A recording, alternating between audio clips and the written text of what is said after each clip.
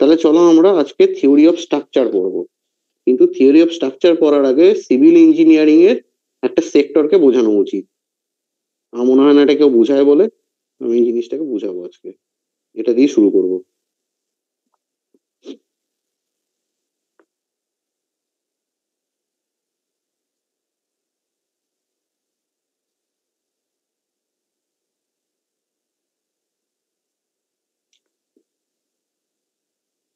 Civil engineering এর job দিয়েও বলতে পারি এটা, যে কি কি ধরনের জব আসে। মেনলি আমি সব ধরনের জবকে এখানে তুলে আনবো না, এই সেমিস্টারে যে যে সাবজেক্ট আছে তার ওরিয়েন্টেড কি কি জব হতে পারে, তাদের মধ্যে কি কানেকশন, এইটা বোঝাবো এখানে। আমাদের সিভিল ইঞ্জিনিয়ারিং এ বেসিক্যালি তিনটে ফিল্ড হয়।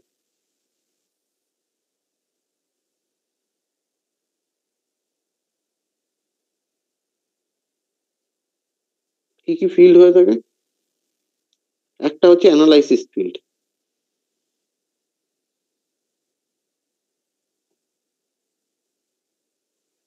একটা ফিল্ড হচ্ছে ডিজাইন ফিল্ড, আর একটা ফিল্ড হচ্ছে ড্রাফটিং ফিল্ড। এই তিন ধরনের মেনলি হয়। এবার অ্যানালাইসিস ফিল্ড বলতে আমরা যে জিনিসটা বা যে সাবজেক্টের ওপর জোর দক্ষতার খুব রিকোয়ারমেন্ট, সেটা হচ্ছে স্ট্রাকচারাল অ্যানালাইসিস। মানে কে কে থাকে ওর মধ্যে? ইমেক থাকে ঢুকে, মম থাকে ঢুকে, আর কে থাকে? টস থাকে ঢুকে। এই যে তিনটে সাবজেক্টের কম্বিনেশন, এই কম্বিনেশনে তৈরি হয় কোন একটা স্ট্রাকচারের অ্যানালাইসিস করার অ্যাবিলিটি। আফটার যখন অ্যানালাইসিস কমপ্লিট হয়ে গেল, কমপ্লিট হয়ে যাওয়ার পর সেই স্ট্রাকচারটাকে চলে যায় ডিজাইনে। এবার ডিজাইনের মধ্যে কে কে রয়েছে? ম্যাটেরিয়াল রয়েছে,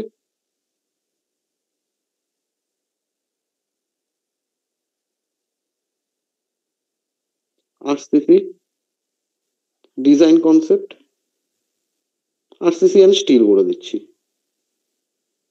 আর কি রয়েছে? IS code. এই কত জিনিসের ওপর যদি দক্ষতা থেকে থাকে, সে তখন ডিজাইন ফিল্ডে গিয়ে কাজ করতে পারে। প্রথমে অ্যানালাইসিস হয় কোন একটা স্ট্রাকচারের, অ্যানালাইসিস হওয়ার পর সেটা ডিজাইন সেকশনে যায়, ডিজাইন হয়। এবার ডিজাইন যখন কমপ্লিট হয়ে গেল, তখন তার ড্রাফটিং হয়। ড্রাফটিং মানে কি, যেটা তোরা ড্রয়িং বলে জানিস, সেটা এখন হ্যান্ড ড্রয়িং হতে পারে, আর ক্যাড ড্রয়িং হতে পারে। ক্যাড বলতে অটো ক্যাড হতে পারে, বা যে কোনো সফটওয়্যার হতে পারে।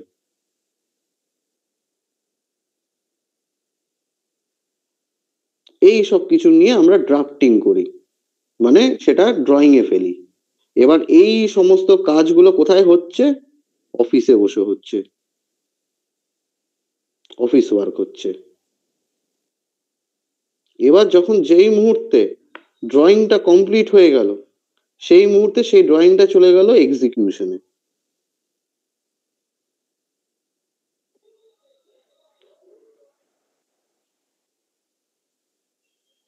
এক্সিকিউশন ওয়ার্কে চলে গেল, মানে কি, ফিল্ডে চলে গেল।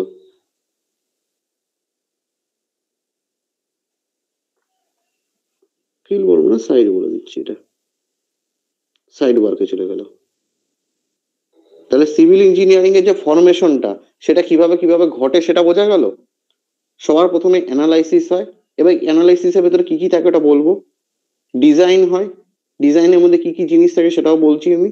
ড্রাফটিংটা তো অলরেডি তোরা করেই এসছিস, মানে হাতে ড্রয়িং করে এসছিস, এই সমস্ত জিনিসটা তো জানা আছে। এবার ওই ড্রয়িংটা চলে যায় সাইডে, সাইডে গিয়ে রিয়ালিটিতে স্ট্রাকচারটা তৈরি হয়। দেখ, এই জায়গাটা কি বুঝতে পেরেছিস কি বলতে চাইলাম? দাদা, বল। সয়েল মেকানিক্স আর তোমার ওই যেটা বললে ফ্লুইড মেকানিক্স এর, ওটা কি মানে সিগনিফিকেন্স এখানে? সিগনিফিকেন্স, এই যে সয়েল মেকানিক্স তোরা পড়বি, সয়েলের মধ্যে যে জিনিসটা পড়ছিস সেটা অ্যানালাইসিসে পার্টে যাবে, ঠিক আছে? যেই মুহূর্তে তোরা ফাউন্ডেশনে চলে আসবি, বা ফ্লুইড মেকানিক্সও তাই, অ্যানালাইসিস পার্টে থাকবে। যেই মুহূর্তে তোরা ফাউন্ডেশন নামক সাবজেক্টটাকে পড়বি, মানে এসএমই পড়বি, ফাউন্ডেশনটা একসাথে ঢুকে আছে যেহেতু, আর পরের সেমে ইরিগেশন এবং পিইজি পড়বি, সেটা হয়ে যাবে ডিজাইন পার্টে।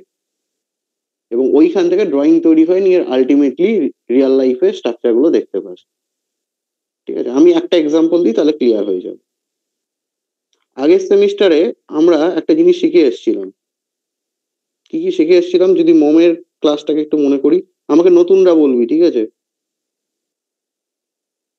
বলতো কে বলবি?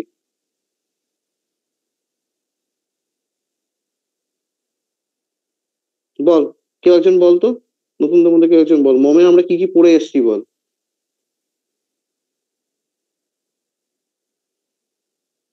সবাই চুপ হয়ে থাকলে কি করে হবে বাবা? এই তো moment of inertia, SFT, BMD. আচ্ছা, একটা একটা করে লিখি। আর মোমেন্ট অফ ইনার্শিয়া শিখে এসেছি আমরা।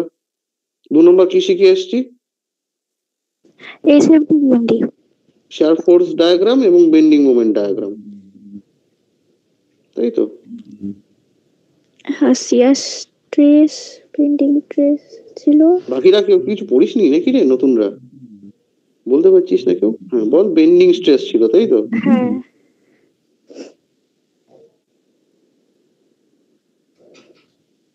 আর ছিল এটা বিমের ছিল। আর কি ছিল?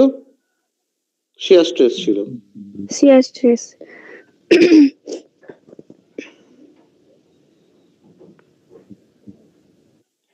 শেয়ার স্ট্রেস এটাও বিমেরই ছিল। আর এক্সট্রা একটা জিনিস পড়ে এসেছিলাম আমরা, ট্রাস অ্যানালাইসিস। হ্যাঁ ওটাও।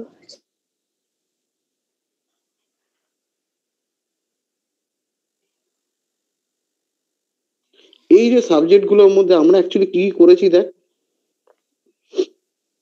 এই বেন্ডিং। আর একটা ছিল না স্ট্রেস স্ট্রেন? স্ট্রেস স্ট্রেনটা ওটা ম্যাটেরিয়ালের মধ্যে রাখছি, মানে আমি অ্যানালাইসিসের জায়গাতে যাচ্ছি, ঠিক আছে? আচ্ছা আচ্ছা। এই যে share force bending moment diagram, এর মধ্যে আমরা কি কি পড়েছিলাম দেখ। এক্সটার্নাল লোড সম্পর্কে পড়েছিলাম, তারপর এক্সটার্নাল লোডটা বিমের মধ্যে ইফেক্ট কি কি দিচ্ছে সেটা দেখেছিলাম। যে শেয়ার ফোর্স হচ্ছে, বেন্ডিং মোমেন্ট হচ্ছে, তার ডায়াগ্রাম কোথায়, ম্যাক্সিমাম বেন্ডিং মোমেন্ট কোথায়, ম্যাক্সিমাম বিএম কোথায় আছে, ম্যাক্সিমাম এসএফ কোথায় আছে, এগুলো পড়েছিলাম, তাই তো? হ্যাঁ কি না? হ্যাঁ হ্যাঁ হ্যাঁ। তারপর ওই বেন্ডিং মোমেন্টটা কোথায় ভেঙে যাবে, মানে কত লোড আসতে পারে, লোড নিয়ে পড়েছিলাম আমরা, এইসব জিনিস পড়েছিলাম। স্ট্রেসের ক্ষেত্রে তাই পড়েছিলাম যে কোথায় ম্যাক্সিমাম স্ট্রেস, কোথায় মিনিমাম স্ট্রেস, এই জিনিসগুলো দেখেছিলাম। ট্রাস অ্যানালাইসিসে আমরা মেম্বারের লোড ক্যালকুলেশন করেছিলাম, যে কত কত লোড আসছে, তাই তো? মানে আলটিমেটলি আমরা মোমের মধ্যে ম্যাক্সিমাম জিনিস যদি দেখে থাকিস, লোড ক্যালকুলেশনটা দেখে এসছি।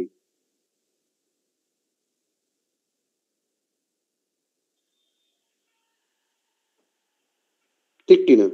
আমরা মোমের মধ্যে হ্যাঁ। ম্যাক্সিমামটা লোড ক্যালকুলেশন, এবং লোড ক্যালকুলেশন দেওয়ার পরে ইফেক্ট কি হতে পারে সেই জিনিসটাকে দেখে এসছি। তাহলে এই যে ব্যাপারটা মোমে পড়ে এসছি বিমের সম্পর্কে।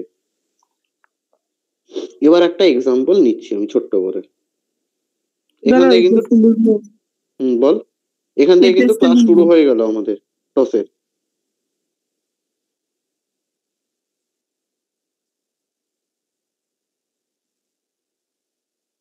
হ্যাঁ হয়ে গেছে। ঠিক আছে, আচ্ছা, তাহলে আমি এবার একটা শুরু করছি, পুরনো কিছু পড়া রিকল করব। পুরনোরা বলার দরকার নেই, নতুনদের একটু সুযোগ দে। আর লজ্জা পাওয়ার কিছু নেই, পরিষ্কার বলবি।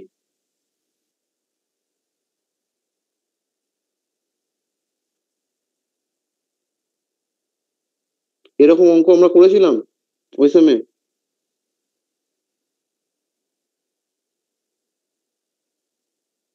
হ্যাঁ রে, করেছিলাম তো। হ্যাঁ হ্যাঁ। টোটালটাকে এল করে দিচ্ছি আমরা, ঠিক আছে? এটা ইকুই ডিস্টেন্স ধরে আছে, ধরে নে L/4 আছে, এটাও ধরে নে L/4 আছে।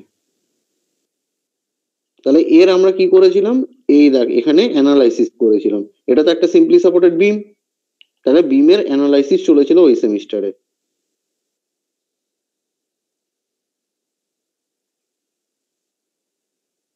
ঠিক আছে, কি করে করেছিলাম দেখ, এর আমরা ডায়াগ্রাম ড্র করেছিলাম। আমি এখন ওইভাবে ডায়াগ্রামটা ড্র করছি না, নর্মাল করার চেষ্টা করি একটু।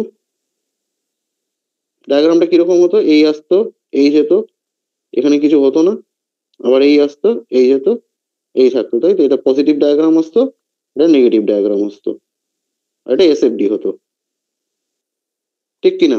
ঠিক করলাম তো? নতুনরা বল, ডায়াগ্রামটা ঠিকঠাক ড্র করলাম? হ্যাঁ রে,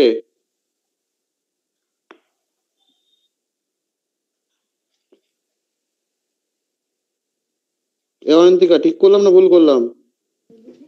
এইরকমই তো ছিল, তো বলছিস না কেন? ক্যালকুলেশন করলে কনফিডেন্স তো বলতে, তাই করে বলবো। তাই না?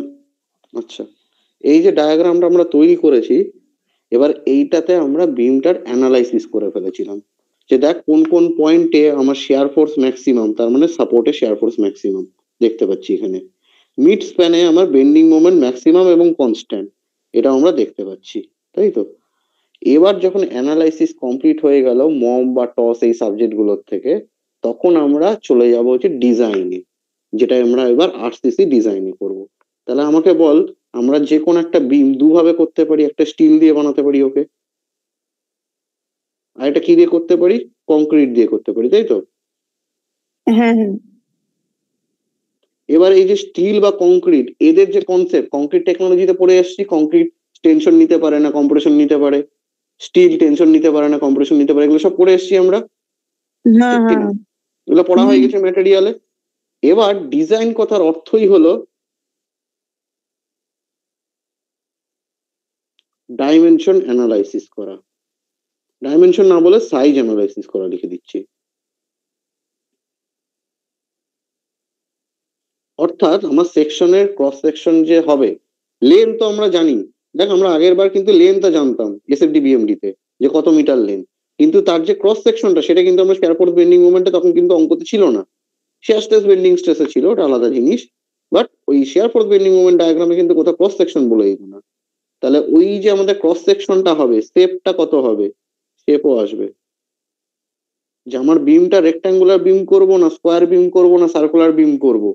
তারপর হচ্ছে ওর সাইজ কত হবে, সাইজ মানে কি, তার ডি আর বি কত হবে, ঠিক আছে? ডেপথ আর উইথ, মানে যদি একটা রেক্ট্যাঙ্গুলার বিমের কনসেপ্ট নিয়ে আমি, তাহলে এটা হয়ে গেল আমার হচ্ছে উইথ, এটা হয়ে গেল আমার ডেপথ। এই যে শেপটা, এই জিনিসগুলো চলে আসবে ডিজাইনে। এবার যেহেতু আমি যদি ধরে নিচ্ছি যে এই বিমটা আমি কংক্রিটের বানাবো, এবার তোরা ভালো করে জানিস যে বেন্ডিং স্ট্রেস শেয়ার স্ট্রেস পড়ার সময়তে বেন্ডিং টেনশন বেন্ডিং কম্প্রেশন বা শেয়ার টেনশন শেয়ার কম্প্রেশনের গল্প আসতো, ঠিক কিনা? বেন্ডিং মানে কি, এদিকটা কি হবে, টেনশন হবে, আর ওপরটা কম্প্রেশন হবে সিম্পলি সাপোর্টেড বিমে, এটা জানি আমরা। আর আমরা কংক্রিট টেকনোলজিতে এটাও জানি যে কংক্রিট ভাই আমাদের ইয়ে নিতে পারে না, টেনশন নিতে পারে না, তাই তো? তাহলে যদি আমাকে কংক্রিটে বিম বানাতে হয়, তাহলে ওর মধ্যে আমাকে কোন একটা রেনফোর্সমেন্ট ম্যাটেরিয়াল দিতে হবে যে কিনা এই টেনশনটাকে রেজিস্ট করবে। তাহলে আমি ওই টেনশন রেজিস্ট করার জন্য যে রেনফোর্সমেন্ট ম্যাটেরিয়ালটা ইউজ করব, কতটা পরিমাণ করব, কোথায় করব, তার অ্যানালাইসিস কিন্তু এই ডায়াগ্রামটা থেকে উঠে আসে। যে বেন্ডিং মোমেন্ট দেখ এখানে নিচে পজিটিভ বেন্ডিং মোমেন্ট, তার মানে এটা নিচে আছে, ওই কারণে কিন্তু বিমের নিচের দিকে দেখবি রড দেওয়া থাকে। বাড়িতে বিম দেখেছিস তো, রড দেওয়া থাকে, হ্যাঁ এই কারণে কিন্তু দেওয়া থাকে। এই যে অ্যানালাইসিসটা এখান থেকে পেয়েছি আমি, কোথায় দিব, কয়টা রড দিব, একটা দিব না দুটো দিব না পাঁচটা দিব, সেই ব্যাপারটা এইখান থেকে উঠে এসছে। এবার তাকে আমি অ্যানালাইসিস করেছি যে একটা রড যদি 10 কিলোনিউটন লোড ইউজ করতে পারে, তাহলে আমার 30 কিলোনিউটন রড মানে লোড আছে, তাহলে আমার 3টে রড লাগবে। এই ব্যাপারটা তখন আরসিসি ডিজাইনে ঢুকে গেল, নিয়ে আমাদের রেনফোর্সমেন্ট কংক্রিট ডিজাইন, আর স্টিল তো নিজে একাই টেনশন কম্প্রেশন দুটাই নিতে পারে, তখন স্টিল ডিজাইন। ব্যাপারটা বোঝা গেল জিনিসটা, অ্যানালাইসিস থেকে কি করে ডিজাইনে আসে। দেখ এই জায়গাটা বুঝতে পারলি? হ্যালো, নতুন পুরনো বল সবাই, সব বুঝতে পেরেছিস তো? এরপরে যে গল্পটা আসবে, এই আফটার ডিজাইন কমপ্লিট হয়ে যাওয়ার পর, ধর আমি পেয়ে গেলাম অ্যানালাইসিস করে যে আমার ডেপথ অফ বিম হচ্ছে আমার 300 mm, আর উইথ অফ বিম হচ্ছে 250 mm। কিন্তু এবার যে লোকটা স্ট্রাকচারাল অ্যানালাইসিস করেছে বা যে লোকটা আরসিসি ডিজাইন করেছে, সে তো ভাই সাইডে দাঁড়িয়ে থেকে ওই বিমটা তৈরি করবে না, ওখানে তো অন্য মানুষজন থাকবে, তখন চলে আসবে হচ্ছে অটোক্যাডের গল্প। অটোক্যাডে কি করা হবে, আমরা তখন ড্রয়িংটা বানাবো, যে একটা বিম আছে, বিমটা একটা রেক্টাঙ্গুলার বিম, যার ডেপথ ডি ইকুয়াল টু হচ্ছে 300 mm আর উইথ ইকুয়াল টু হচ্ছে 250 mm। এবার এই যে মানুষটা যে সাইড ইঞ্জিনিয়ার হিসেবে সাইডে পোস্টেড থাকবে, সে অটোক্যাডের ড্রয়িংটা দেখে আরাম করে বিমটা বানিয়ে দিতে পারবে। ফিল্ডটা বোঝা গেল তো কি হচ্ছে কেসটা সিভিল ইঞ্জিনিয়ারিং এর? দেখো, বুঝতে পারলে কি পারলে না? দাদা বলছি তোমার অ্যানালাইসিস থেকে ডিজাইন কি করে এলো একটু বলবে, রিলেট করতে পারলাম না ঠিক। কেন, এখানে তুই যে লোড গুলো ক্যালকুলেশন করলি, যে শেয়ার ফোর্স ম্যাক্সিমাম, তাহলে শেয়ার ফোর্স রেজিস্ট করার জন্য আমার যদি কোনো কম্পোনেন্ট দরকার হয়, তাহলে কোথায় দিবি তুই? সাপোর্টে দিবি বিমটা, তাই তো? হ্যাঁ দাদা। সাপোর্টে দিবি।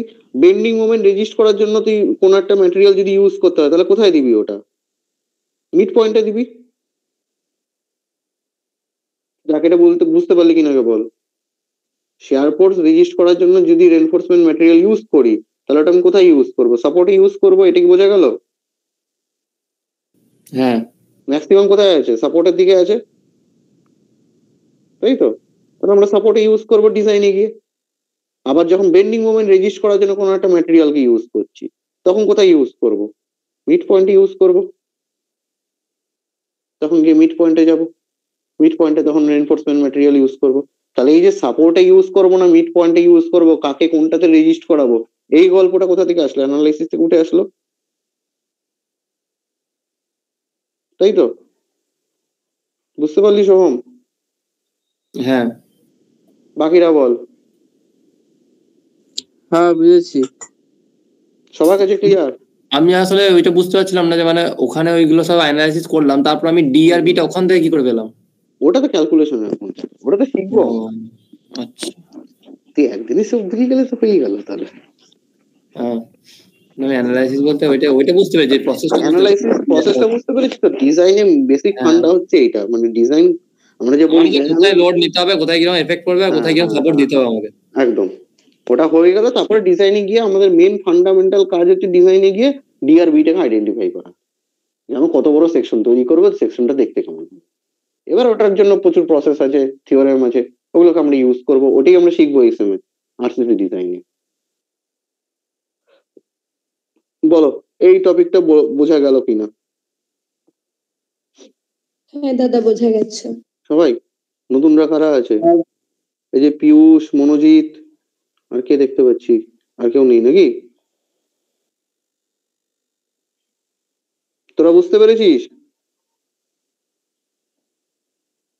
হ্যালো? হ্যাঁ দাদা বুঝতে পেরেছি। আচ্ছা আচ্ছা, চলো।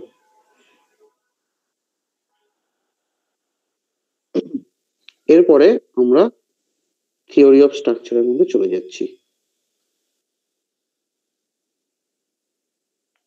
থিওরি অফ স্ট্রাকচারে কি গল্প হয়ে আছে? আমরা আগের সেমিস্টারে বিমটাকে নিয়ে পড়ে এসেছি, তার মধ্যে আমরা পার্টিকুলার দুটো বিমকে নিয়ে পড়েছি। একটা হচ্ছে ক্যান্টিলিভার বিম, আর একটা হচ্ছে সিম্পলি সাপোর্টেড বিম।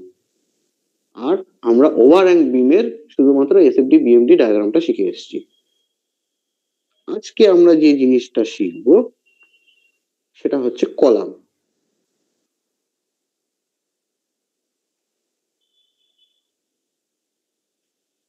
কলাম দিয়ে আমাদের গল্পটা শুরু হবে। এবার আমি এখানে একটা নতুন জিনিস বলছি, কলাম আর কম্প্রেশন মেম্বার।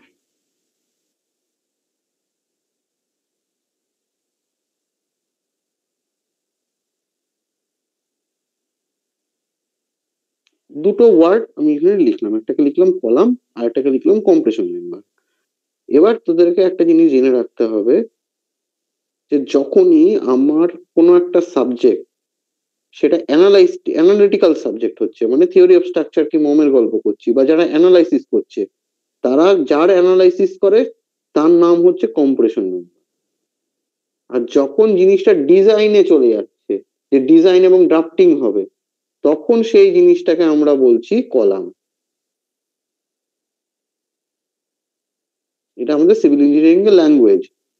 টসের অ্যানালাইসিস অনুযায়ী বা টসের মানে থিওরি অফ স্ট্রাকচারের ল্যাঙ্গুয়েজ অনুযায়ী কম্প্রেশন মেম্বার, আর যখন আরসিসি বা স্টিল ডিজাইনের ল্যাঙ্গুয়েজ অনুযায়ী আমরা ওটাকে বলবো কলাম।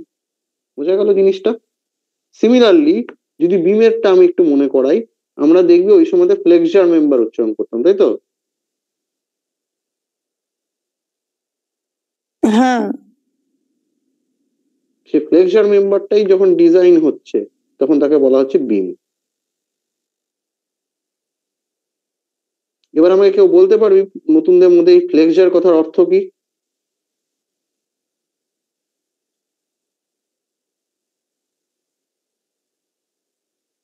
কেউ পারবি?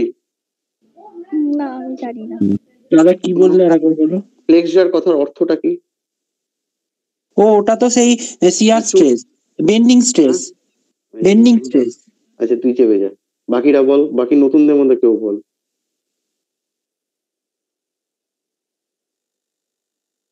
কেউ পারবি? কেউ পারছি না। দাদা আমি বলবো, বল। ওই আমরা যখন সেই বেন্ডিং স্ট্রেসের ইকুয়েশনটা পড়েছিলাম তখন ওখানে লেখা ছিল বেন্ডিং স্ট্রেস ইকুয়েশন আর ফ্লেক্সারাল ইকুয়েশন। ওটাকে কি বলা হয়? ফ্লেক্সারকে কি বলা হয়? পিওর বেন্ডিং বলা হয়, তাই তো? পিওর বেন্ডিং বলা যায় এটাকে, হ্যাঁ পিওর বেন্ডিং বলে, ঠিক ঠিক। তাই তো? হ্যাঁ, ফ্লেক্সার মেম্বার কথার অর্থ হচ্ছে বেন্ডিং মেম্বার বলা যেতে পারে বা পিওর বেন্ডিং মেম্বার বলা যেতে পারে। আর বিম কেন লেখা হচ্ছে এটা? বিম এই কারণে লেখা হচ্ছে কারণ বিম একমাত্র এমন একটা মেম্বার যেখানে বেন্ডিং মোমেন্টকে রেজিস্ট করার জন্য ডিজাইন করা হয়, সেই জন্য বিম। কম্প্রেশন মেম্বার কেন? কারণ কোনো কম্প্রেসিভ লোডকে রেজিস্ট করার জন্য যে মেম্বারটা ডিজাইন হয় তাকে আমরা কলাম বলছি বা কম্প্রেশন মেম্বার থিওরি অফ স্ট্রাকচারের ভাষায়। এবারে পিওর বেন্ডিং কনসেপ্টটা যখন উঠেই আসলো তাহলে একবার দেখিয়ে দিই যখন ছবিটা ড্র করেছি। এই যে একটু আগে যে ছবিটা আমি ড্র করলাম, এই ছবির মধ্যে কি পয়েন্ট হয়েছে বলতো? পার্টিকুলার এইটুক জায়গার মধ্যে দেখতো, এইটুক জায়গার মধ্যে কি গল্প ঘটে আছে দেখে কি মনে হচ্ছে? মানে কোনো বেন্ডিং হয়নি ওই জায়গাটা। তাই বেন্ডিং হয়নি, ইউনিফর্ম বেন্ডিং।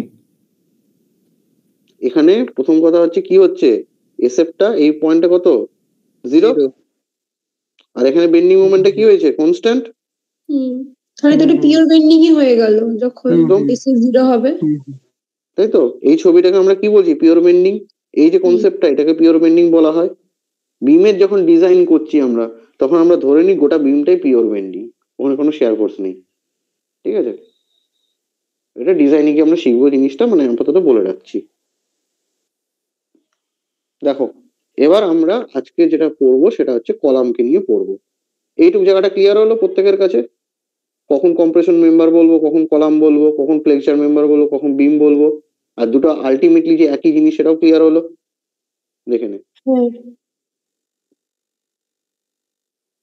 দাদা ডিজাইন করার সময় মানে আমরা কলাম আর বিম শব্দটা ইউজ করবো নাকি? একদম। ডিজাইন বলতে পারিস, সাইড বলতে পারিস, ডিজাইনের পরে যে কটা স্টেপ থাকছে ড্রাফটিং, সাইড, সব জায়গাতে তখন বিম কলাম হচ্ছে। যখন অ্যানালাইসিস করছি তখন তাকে কম্প্রেশন মেম্বার বা ফ্লেক্সার মেম্বার বলে চলবো আমরা, ঠিক আছে? দাদা হুম।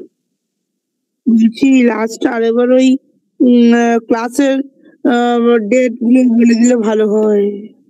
বলে দেবো, লাস্টে বলে দেবো, ক্লাস বহু যাবে।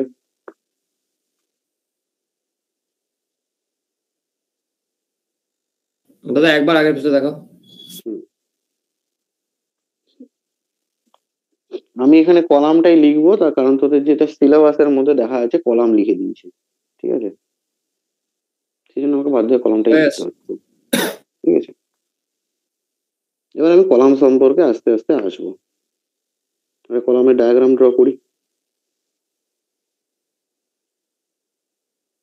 প্রত্যেক কলাম দেখেছিস বাড়িতে? দেখেছিস তো? হুম কলামটা কেসটা কি থাকে, যে কলামের যেটা একটা সাইড মানে এই বটম সাইডটা,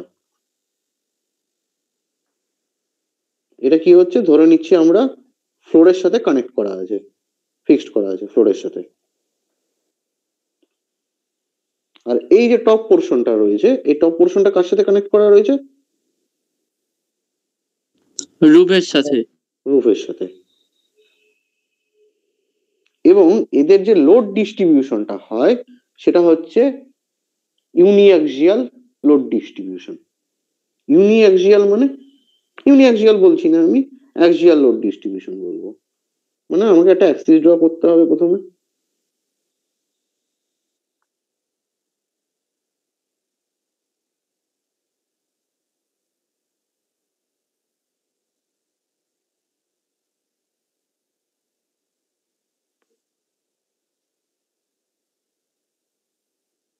এটাকে এইভাবে করলে চাপ হয়ে যাবে, দাঁড়া।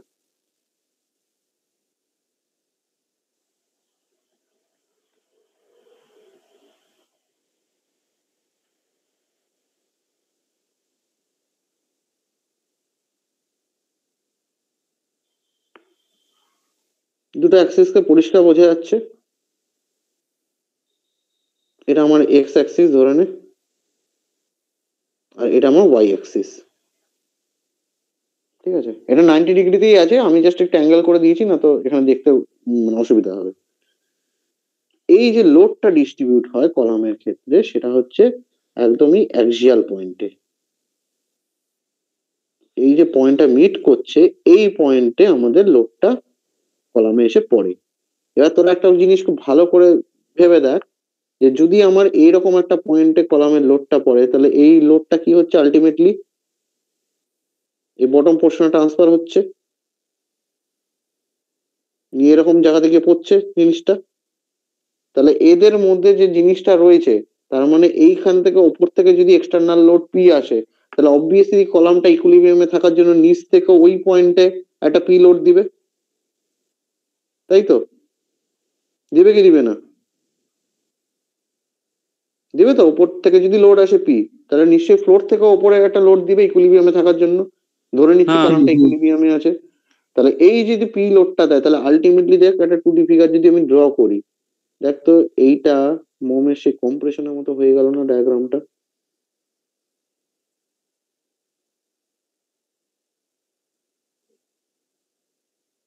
এই তো কনসেপ্টটা ওখানে চললো, হ্যাঁ এই অ্যাক্সিস দিয়ে লোডটা পাস করছিল, তাই তো?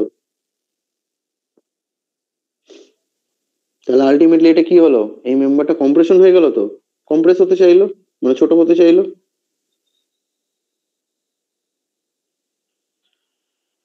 হ্যাঁ কি না? দেখ বুঝতে পারলি কলামকে কেন কম্প্রেশন মেম্বার বা কলাম কেন বলা হচ্ছে একে?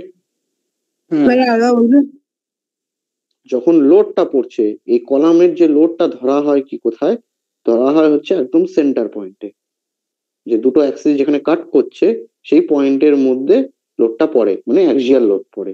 তাহলে যদি ওপর থেকে পি এক্সটার্নাল লোড আসে তাহলে নিশ্চয়ই ফ্লোর থেকেও একটা ইকুইলিব্রিয়ামে থাকার জন্য একটা অপোজিট রিয়াকশন ফোর্স দিবে, তাই তো? পি আর বলে দিচ্ছি রিয়াকশন ফোর্স পি দিবে। তাহলে এই যে দুটো একটা অ্যাক্সিয়াল লোডিং এ প্যাটার্ন করছে, তার মানে আলটিমেটলি মেম্বারটাকে কি করতে চাইছে, কম্প্রেস করতে চাইছে। এই 2D ছবিটা দেখে বোঝা যাচ্ছে এই জিনিসটা। তাহলে কলামকে কেন কম্প্রেশন মেম্বার বলা হয়, বোঝা গেল জিনিসটা, তাই তো? দেখ প্রত্যেকে বুঝতে পেরেছিস? হ্যাঁ ওকে, এবার একটা জিনিস আমি বলি,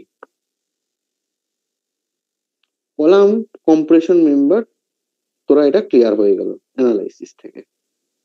এবার আমাকে বল, আমি এই কলামটা কংক্রিটের বানাতে চাই, তাহলে কংক্রিট কি নিতে পারে? Compression, compressive force. হ্যাঁ নিতে পারে কম্প্রেশন। পারে। আর কি পারে না? টেনশন। Tensile load. তোরা প্রত্যেকে বাড়িতে কলাম আছে নিশ্চয়ই, তাই তো? তাহলে পরে শুধুমাত্র আমরা কলামটা কংক্রিট দিয়ে কেন বানাই না? কংক্রিটের মধ্যে আমরা কেন রেনফোর্সমেন্ট ম্যাটেরিয়াল বা স্টিল কেন এমবার্ডেড করে দিই বা ঢুকিয়ে দিই?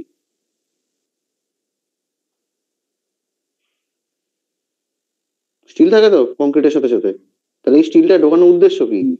কংক্রিট তো কম্প্রেশন নিতেই পারে, বাইন্ড করে রাখা। বাইন্ড করার জন্য তো দরকার নেই, কংক্রিট তো কম্প্রেশন নিতেই পারে, ও বুদ্ধি রেখে দিতে পারতাম।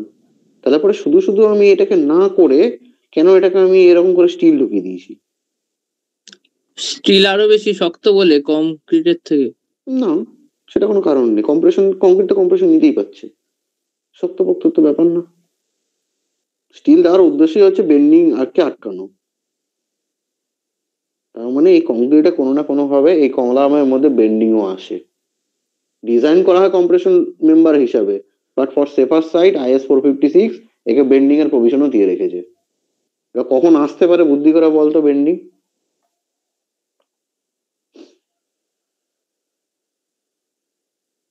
যদি বলতে কোনো পারবি? হরিজন্টাল ফোর্স পড়ে টাইম, হুম আর্থকোয়েকের টাইম। এক্স্যাক্টলি, তো হরিজন্টাল ফোর্সের কারণে একদম। আর্থকোয়েক, উইন্ড লোড তো কলামে এইভাবে পড়বে, তাই তো?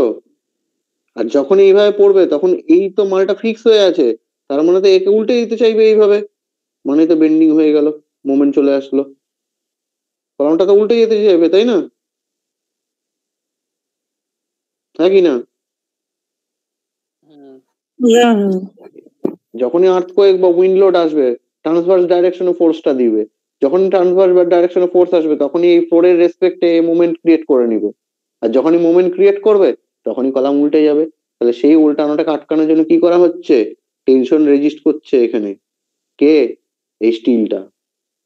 বুঝতে পারলাম? কলামকে আমরা কম্প্রেশন মেম্বার বলি, তাকে ডিজাইনও করা হয় কম্প্রেশন মেম্বার হিসেবে, বাট এই যে একটা অ্যাক্সিডেন্টাল কেস হয়ে আসতে পারে, কিসের জন্য? না আর্থকোয়েকের জন্য বা উইন্ড লোডের জন্য। এই দুটো কারণের জন্য তখন এখানে আমরা স্টিল এমবার্ডেড করে দিই। এটা একটা কারণ গেল। আরো কিছু কারণ আছে। কলাম কি একা থাকে মাথার উপরে? ভালো করে ভেবে দেখতো, তোদের বাড়ির প্রত্যেকের মাথার উপর কলামটা, ও কি একা বসে আছে? বিমও তো আছে উপরে। বিমও আছে। এবার হতেই তো পারে যে সাইডে বিমটা বানানো হয়েছিল সেই বিমটা কোনো কারণে ইসেন্ট্রিক ভাবে প্লেস হয়ে গেছে। সেন্টার দিয়ে পাস হওয়ার কথা ছিল, বাট সেন্টার দিয়ে পাস হয়নি জিনিসটা, এইভাবে বিমটা হওয়ার কথা ছিল, ঠিক আছে? তাহলে লোডটা একদম ইসেন্ট্রিক পয়েন্টে পড়তো, কিন্তু বিমটা এইভাবে প্লেস না হয়ে কোনো কারণে এইরকম পজিশনে প্লেস হয়ে গেছে। এটা তো হতে পারে কন্ডিশনটা। যদি হয় তখন কি হবে? তখন কি আর এই ইসেন্ট্রিক পয়েন্টে লোড পড়বে? এবিএম সেকশন তো তখন এরকম করে পড়বে পিটা। তাহলে এই যদি ইসেন্ট্রিক লোডিং পড়ে তাহলে এর রেসপেক্টে পিটাও তো এদিকে সরে যাবে। আর এই যে যতটা সরে গেল এটাকে ইসেন্ট্রিসিটি বলে। এই সরে যাওয়ার জন্য কি হয়ে যাবে? এখানে মোমেন্ট ক্রিয়েট হয়ে যাবে, পি ইন্টু ই। বুঝতে পারলি পয়েন্টটা কি বলতে চাইলাম? হ্যাঁ, দেখ, দেখো প্রত্যেকের কাছে ক্লিয়ার হলো। কলাম কম্প্রেশন মেম্বার ডিজাইন ও কম্প্রেশনই করব, কম্প্রেশন ধরে করব, কিন্তু স্টিল কলামের মধ্যে ইউজ করা হয় ফর এই কাউন্টার অ্যাক্ট, এই যে আমাদের এই কেসগুলো আর্থকোয়েক লোড বা উইন্ড লোড অর এই ইসেন্ট্রিক প্লেসিং, ঠিক আছে, এগুলোকে আটকানোর জন্য করা হয়। দেখো প্রত্যেকের কাছে ক্লিয়ার কিনা? হ্যালো, হ্যাঁ, হ্যাঁ clear। ওকে। এবারে আমি কলামের কিছু পয়েন্ট, এ নতুনরা তোরা কি পড়া বুঝতে পারছিস তো? না সব চলে গেছে?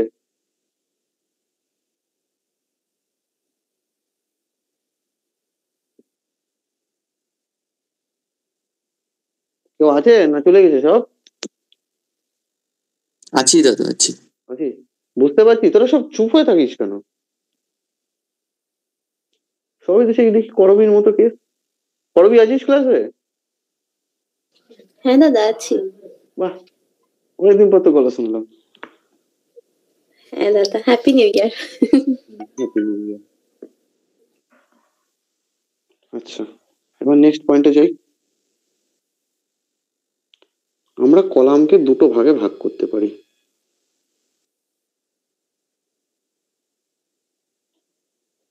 প্রথম যে ভাগটা তার নাম হচ্ছে লং কলাম।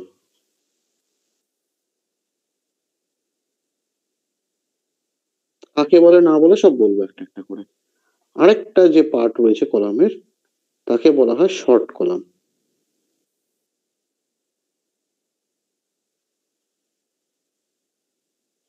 বেসিক্যালি আমাদের কলাম এই দুই প্রকারের হয়ে থাকে, একটা লং কলাম হয়ে থাকে আর একটা শর্ট কলাম হয়ে যাবে। এবার নিশ্চয়ই মাথার মধ্যে এটা ঢুকেছে যে লং কলাম কাকে বলে আর শর্ট কলাম কাকে বলে, কাকে লং কলাম বলবো আর কাকে শর্ট কলাম বলবো, তাই তো? মাথায় ঢুকেছে কি, মানে কোশ্চেন এসছে? হ্যাঁ, কোয়েশ্চেন এসছে। হ্যাঁ কোশ্চেন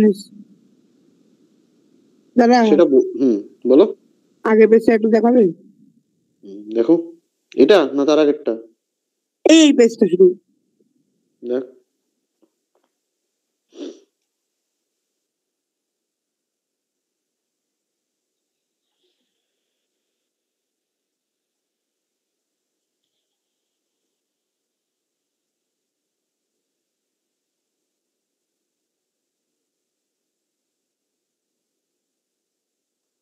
হয়ে গেছে। আচ্ছা এবার সবার প্রথমে আমরা লং কলামকে নিয়ে আলোচনা করব। আচ্ছা, লং কলামকে নিয়ে আলোচনা করার আগে একটা অন্য জিনিস নিয়ে আলোচনা করি। ইফেক্টিভ লেন্থ নিয়ে আলোচনা করি।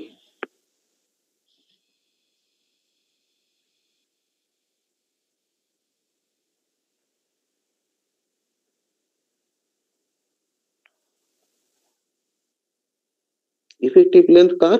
না কলামের ইফেক্টিভ লেন্থ। এটা মাথায় রাখতে হবে আমাদেরকে।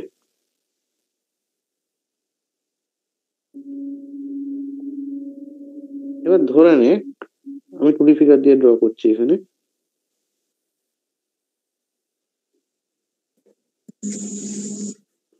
এটা আমার বিমের পোর্শনটা,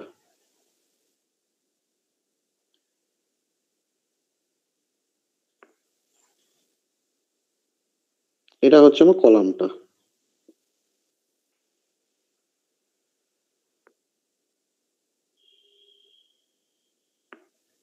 আর এটা হচ্ছে ফ্লোরটা, নিচেরটা। তাহলে এটা বোঝা গেল দুদিকটাই ফিক্সড হয়ে আছে কলামটা। ছবি দেখে এটা বুঝতে পারলি তো, ফ্রি বডি ডায়াগ্রাম দেখে? হ্যাঁ দাদা। ওকে, এবার আমি যেহেতু বলেছি যে কলামের মধ্যে আমাদের ইয়েও আসতে পারে, মানে ইসেন্ট্রিক লোডিংও আসতে পারে। ধরে নিচ্ছি কোনো একটা কন্ডিশনে কলামের মধ্যে ইসেন্ট্রিক লোডিং এসছে। এবার ইসেন্ট্রিক লোডিং আসার ফলে কি হবে? কলামটা বেঁকতে চাইবে, ঠিক তো? এটা দেখার চেষ্টা করবে ও। এবার বেঁকবে কিভাবে? যেটা অ্যানালাইসিস করে দেখা যায় যে কলামটা মোটামুটি বেঁকে এইভাবে।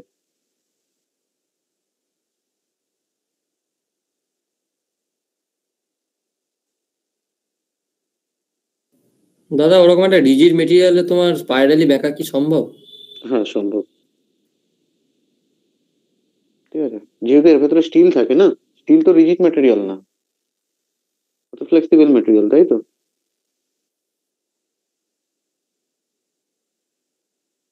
বুঝতে পারলি সোহম তো যেটা কোশ্চেন ছিল?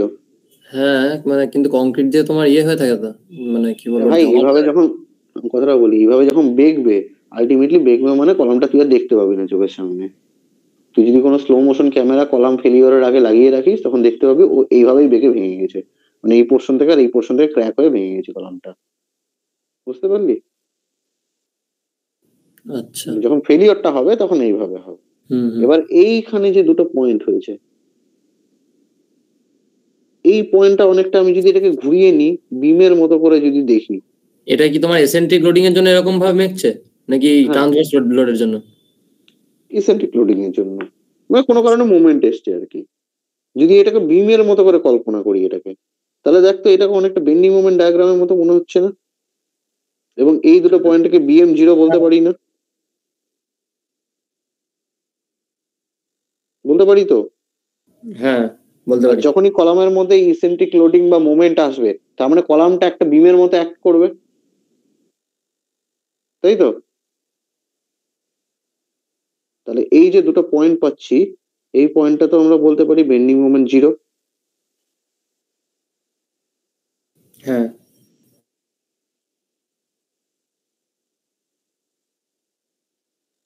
এবার effective length of the column মানে হচ্ছে এই ডিস্টেন্সটাকে বলছে, যে দুটো বেন্ডিং মোমেন্ট 0 পয়েন্টটাকেই এল ইফেক্টিভ বলা হয়।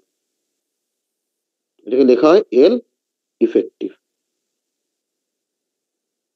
এবার বিমের ক্ষেত্রে আমরা বেন্ডিং মোমেন্ট 0 বলতেই পারি, এটা বিমের ক্ষেত্রে। কিন্তু যখন কেসটা কলামে, তখন ওই পয়েন্ট দুটোকে বেন্ডিং মোমেন্ট 0 আর বলা হয় না। কনসেপ্টটা কি, ওখানে বেন্ডিং মোমেন্ট 0ই হয়, এর একটা নতুন নামকরণ করা হয়, তার নাম হচ্ছে ইনফ্লেকশন পয়েন্ট। দাদা হুম, এই কলামের ইফেক্টিভ লেন্থের জন্য আমরা কি বলতে পারি যে the distance between the two point of contraflexure is known as effective? না না না, পয়েন্ট অফ কন্ট্রাফ্লেকচার মানে তখন তুই এবার বিমে ঢুকে গেলি, ঠিক আছে? আচ্ছা, এখন এটা আমি বলে দিচ্ছি কি বলতে পারি, আমি বলে দিচ্ছি। এই যে যেটা কলামের ক্ষেত্রে যখন হলো, এটা কলাম, আগেরটা কেন দেখিয়েছিলাম যাতে দুটোকে রিলেট করতে পারিস, বিমের সাথে কলামের কেসটা। বেন্ডিং মোমেন্ট 0 কনসেপ্টটা যেহেতু অলরেডি ডেভেলপ হয়ে আছে, তাহলে কলামের ক্ষেত্রে ওই যেখানে বেন্ডিং মোমেন্টটা 0 হচ্ছে, সেই পয়েন্ট দুটোকে আমরা বলি ইনফ্লেকশন পয়েন্ট। বেন্ডিং মানে বিমের ক্ষেত্রে আমরা এই ডায়াগ্রামটাকে কি বলতাম, বিএম ডায়াগ্রাম বলতাম, বিএমডি বলতাম। হ্যাঁ, কলামের ক্ষেত্রে এই যে পিঙ্ক কালারের একটা ডায়াগ্রাম ড্র করেছি, এটাকে বলা হয় ইনফ্লেকশন ডায়াগ্রাম।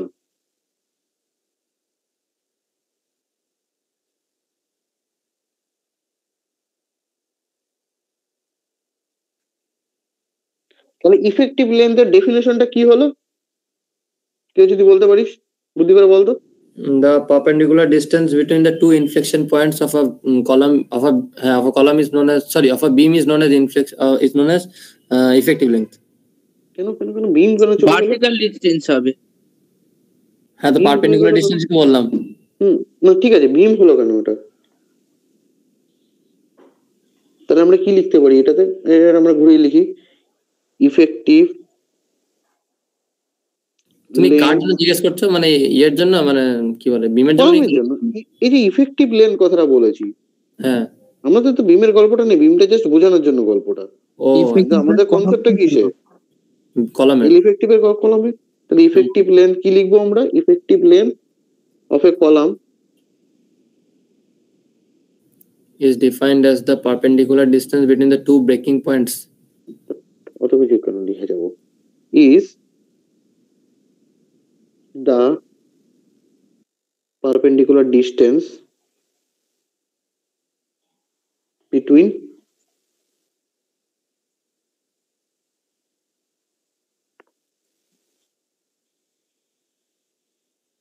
point of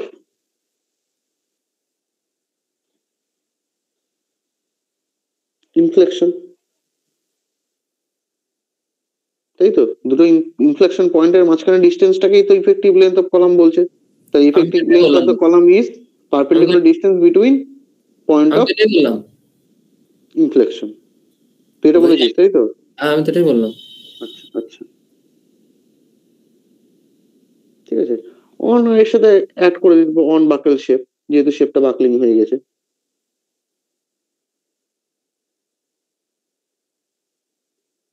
দেখ, প্রত্যেকে এই যে effective length of the column, এই পয়েন্টটা কি প্রত্যেকে ক্লিয়ার হয়েছে? প্রত্যেকের কাছে ক্লিয়ার জিনিসটা? নতুন পুরনো যারা আছিস ক্লাসে, হ্যাঁ ক্লিয়ার আছে। হ্যাঁ সবার কাছে ক্লিয়ার তো?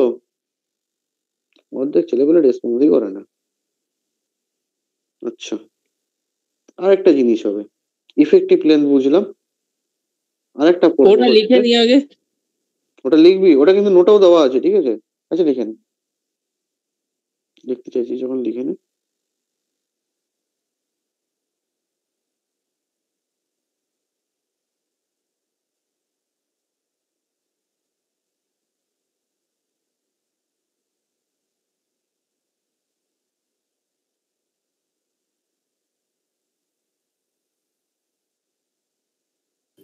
দাদা বিমের জন্য ওই পয়েন্ট গুলোকে কি বলবো? পয়েন্ট অফ কন্ট্রাফ্লেক্সার, তাই তো?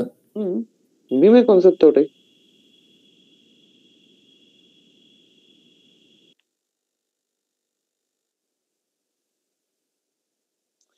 জিনিসটা সহজ যদি রিলেট করে করে পড়া যায় জিনিসটাকে।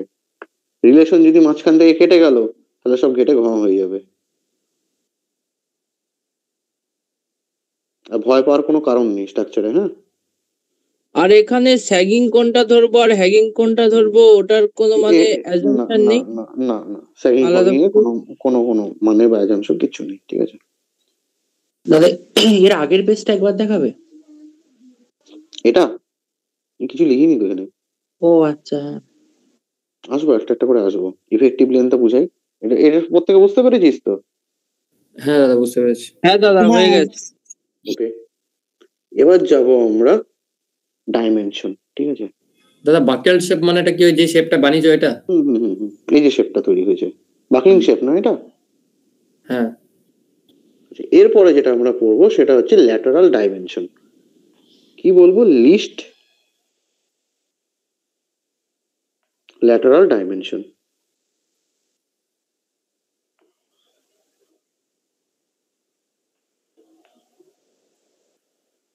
কি জিনিস এটা?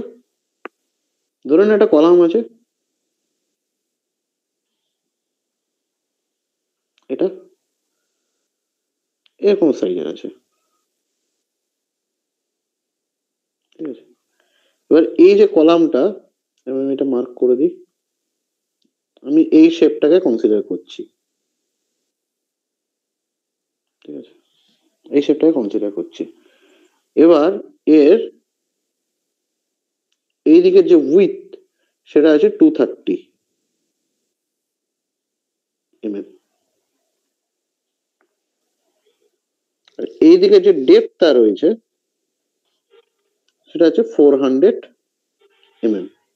এবার ল্যাটারাল ডাইমেনশন তো এই দুটোই হলো, 230ও হলো আর 4 mm মানে 400 mm ও হলো, দুটোই ল্যাটারাল ডাইমেনশন। হ্যাঁ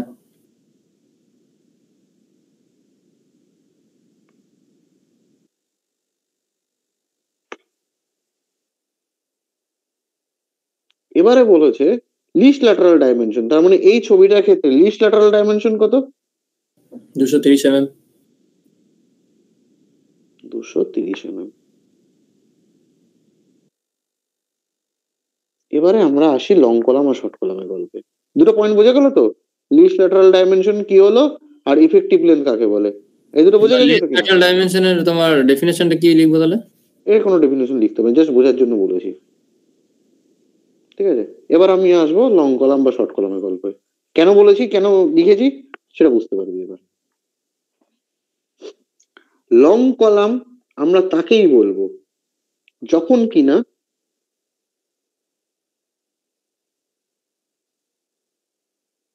এল effective divided by least lateral dimension.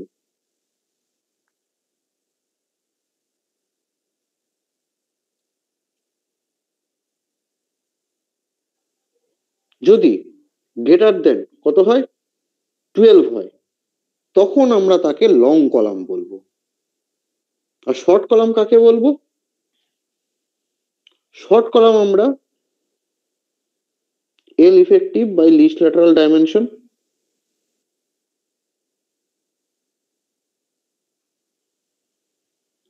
যদি আমার লেস দেন ইকুয়ালস টু 12 হয়, তখন তাকে আমরা শর্ট কলাম বলবো। কেন লিস্ট ল্যাটারাল ডাইমেনশন বা কেন এল ইফেক্টিভ বুঝালাম, এবার বোঝা গেল জিনিসটা? হ্যাঁ দাদা। তাহলে যদি কোশ্চেনটা পরীক্ষায় এমসিকিউতে আসে যে আমার রেশিওটা এল ইফেক্টিভ বাই লিস্ট ল্যাটারাল ডাইমেনশনের রেশিও 12, তাহলে সেই কলামটা কি কলাম? শর্ট কলাম না লং কলাম? লিস্ট ল্যাটারাল ডাইমেনশনটা আরেকবার বলবে? আরে এই তো রে বাবা, এই যে দুটো ডাইমেনশন টেনেছি, এটা কি ল্যাটারাল ডাইমেনশন তো, আর এটাকে লংজিটিউডিনাল ডাইমেনশন বলে হাইটটাকে, এই ছবিটার ক্ষেত্রে। হুম। দাদা কলামের যদি রেক্ট্যাঙ্গুলার সেকশন না হয় তখন? পরে যাচ্ছি, ধীরে ধীরে আয়। তখন তাহলে লিস্ট ল্যাটারাল ডাইমেনশন এখানে হচ্ছে 230 আর 400। এবার এদের মধ্যে লিস্ট কোনটা? 230টা। 230টাকে আমরা লিস্ট ল্যাটারাল ডাইমেনশন বলবো। এবার বলছে এই 230 আর এল ইফেক্টিভ মানে দুটো ইনফ্লেকশন পয়েন্টের মাঝের যে ডিস্টেন্স, এদের দুজনের রেশিও যদি 12 বেশি হয় তখন তাকে আমরা লং কলাম বলবো, আর যদি দুজনের রেশিওটা 12 বা 12 কম হয়ে থাকে তখন তাকে আমরা শর্ট কলাম বলবো। তাহলে টেকনিক্যালি কি হলো, 12টা কি হয়ে গেল? শর্ট কলাম, তাই তো? হ্যাঁ এটা মনে রেখে দিও, এমসিকিউ আসবে।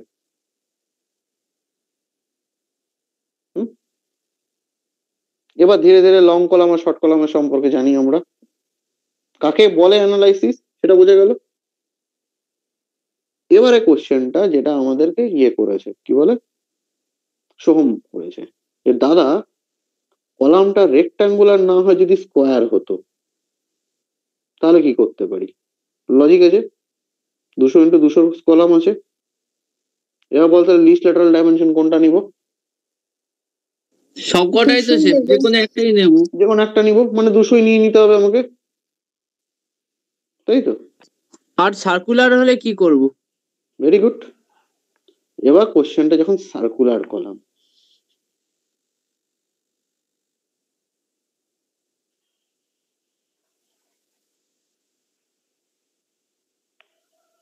সার্কুলার কলামের গল্পটা হচ্ছে, আমরা আগের সেমিস্টারে একটা জিনিস পড়ে এসেছিলাম, রেডিয়াস অফ জাইরেশন, তাই তো? হ্যাঁ সবাই জানে এটা? হ্যাঁ। এই রেডিয়াস অফ জাইরেশনের গল্পটা তখন চলে আসবে সার্কুলার কলামের ক্ষেত্রে। যখন আমরা ল্যাটারাল ডাইমেনশনে, লিস্ট ল্যাটারাল ডাইমেনশনে গল্প করছি, তখন আমার ওটা রেক্ট্যাঙ্গুলার বা স্কোয়ার কলামের গল্প, ঠিক আছে? যখনই সার্কুলার কলাম গল্প হবে, তখনই সেটা হয়ে যাবে লিস্ট রেডিয়াস অফ জাইরেশন।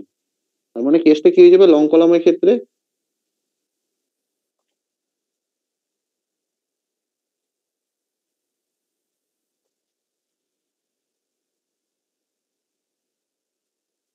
একই কনসেপ্ট থাকবে, মানে লিস্ট ল্যাটারাল ডাইমেনশনটাই ওই রেডিয়াস অফ জাইরেশন হবে ফর সার্কুলার কলাম, তাই তো?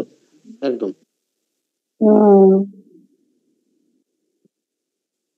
তখন least L effective by radius of gyration, এটা কিন্তু লং কলামের ক্ষেত্রে কিন্তু ভ্যালুটা চেঞ্জ হয়ে যায়, এটা মাথায় রাখতে হবে।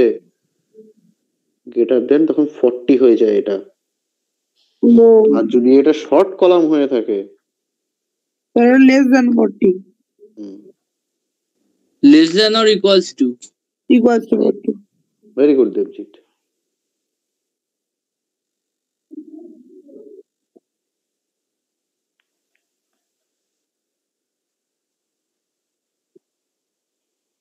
Less than or equals to কত হয়ে যাবে তখন?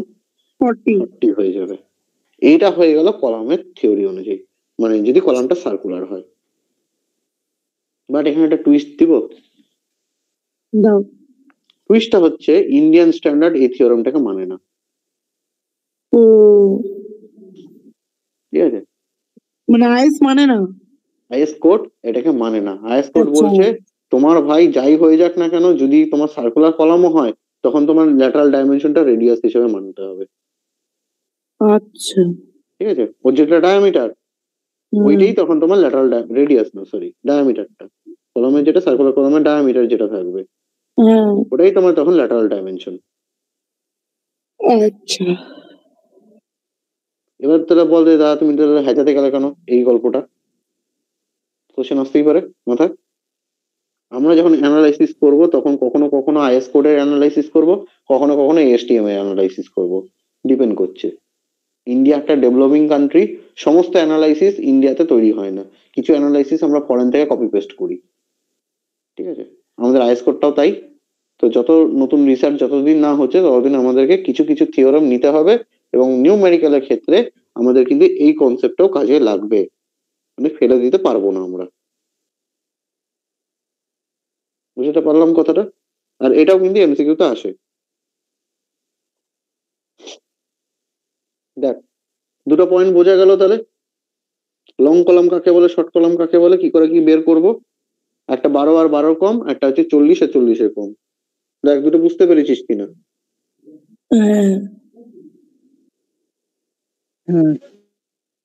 এবার যেটা ব্যাপার হচ্ছে আমাদের লং কলাম, লং কলামের একটা গল্প আছে। কি গল্প? আমি এখানে 2D দিয়ে দেখাচ্ছি।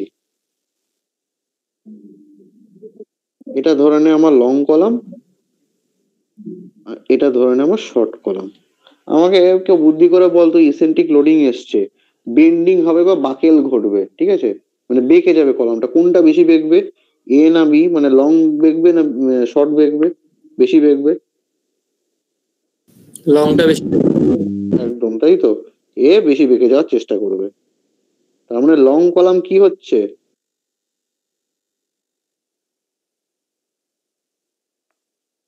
বাকলিং টেন্ডেন্সি বেশি, তাই তো, বেশি হবে, বেশি হবে। বাকলিং মোর। আর শর্ট কলামে বাকলিং টেন্ডেন্সি খুব কম হবে, লেস। ভেরি লেস, তাই তো। হ্যাঁ হ্যাঁ একদম less।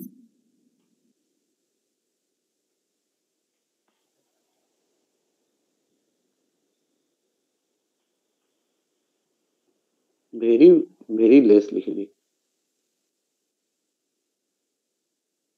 এই দুটো পয়েন্ট বুঝতে পেরেছিস, এটা তো এমনি চোখে দেখো বোঝা যাচ্ছে জিনিসটা, ঠিক আছে। দেখ বুঝতে পারলি কিনা,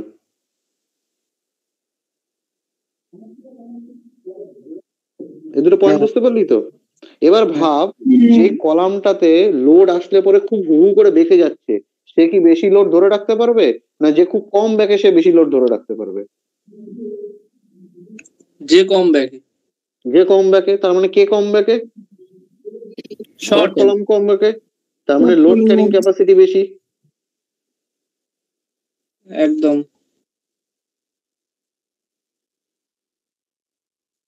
ক্যাপাসিটি কি আছে, ম্যাক্সিমাম আছে, আর এর লেস আছে লোড ক্যারিং ক্যাপাসিটি।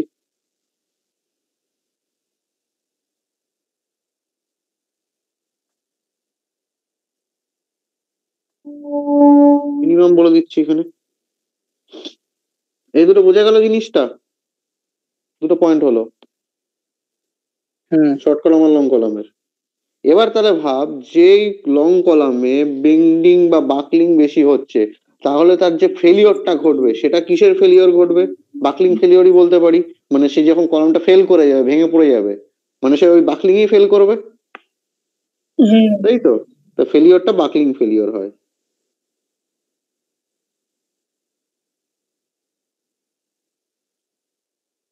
এখান থেকে এমসিকিউ আছে, হ্যাঁ, লং কলামে ফেলিওর বাকলিং ফেলিওর হয়, আর শর্ট কলামে যে ফেলিওরটা হয় সেটাকে ক্রাশিং ফেলিওর বলে, ক্রাশ হয়ে যায়।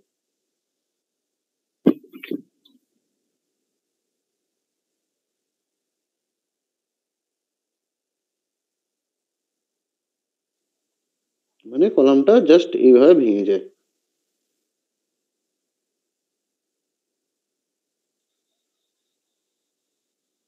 ঠিক আছে, এরকম করে স্প্লিটে ভেঙে পড়ে যায়, ওয়ান কাইন্ড অফ বিমের শেয়ার ফোর্সের মতো। ওটাকে ক্রাশিং ফেলিওর বলছে কম্প্রেশনের। দেখো এই টোটাল পয়েন্টটা বুঝতে পারলে কিনা, প্রত্যেকের কাছে ক্লিয়ার? হ্যাঁ। ওকে, এরপরে আমরা একটা অন্য টপিকে যাব।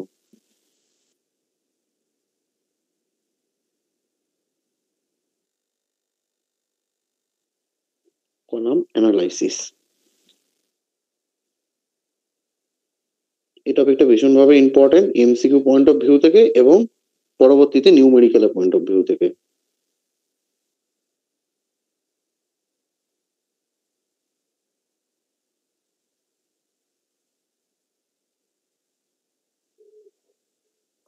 কলাম অ্যানালাইসিসের মধ্যে আমরা যেটা ফার্স্ট জিনিস পড়ব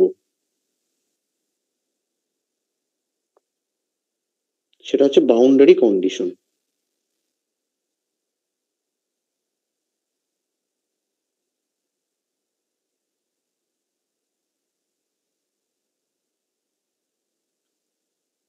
এই যে বাউন্ডারি কন্ডিশনটা আমি এখানে লিখলাম, এর কথার অর্থই হচ্ছে যেটা আমরা ইমেক টিমেকে পড়ে এসেছি, সেটা হচ্ছে টাইপস অফ সাপোর্ট।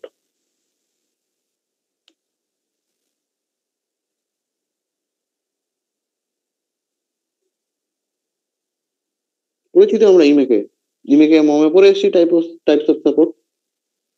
কি পড়ে এসেছিলাম, ফিক্স সাপোর্ট পড়ে এসেছি, আর কি পড়ে এসেছি, হিঞ্জ পড়ে এসেছি, হ্যাঁ। Roller roller. রোলার পড়ে এসেছি, সিম্পল সাপোর্ট। ঠিক আছে, সিম্পল সাপোর্ট তো হিঞ্জের মধ্যে ঢুকে যাচ্ছে। এই জিনিসগুলো আমরা পড়ে এসেছিলাম। এবার যখন অ্যানালাইসিসের ভাষায় এই টাইপস অফ সাপোর্টকে বাউন্ডারি কন্ডিশন বলে। বুঝা গেল? টাইপস অফ সাপোর্ট হচ্ছে ডিজাইনের ভাষা।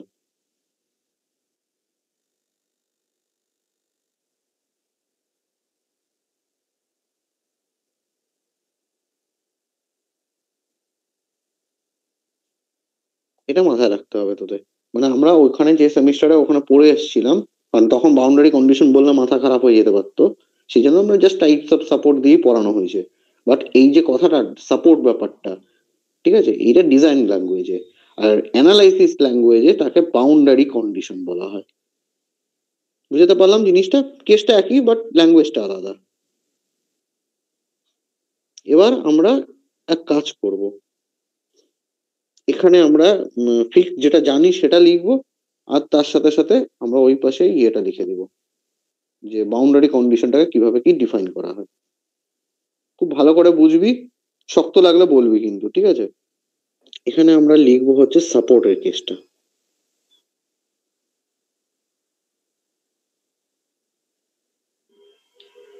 আর ওটাকেই বাউন্ডারি কন্ডিশনে কি নামে জানা হয় বা কিভাবে ওটাকে বলা হয় সেটাকে লিখবো।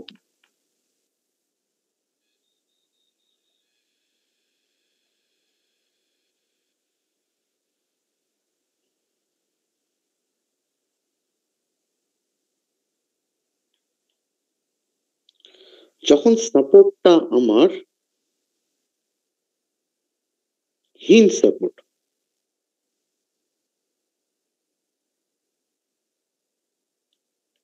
হিঞ্জ দেখতে কেমন হয়?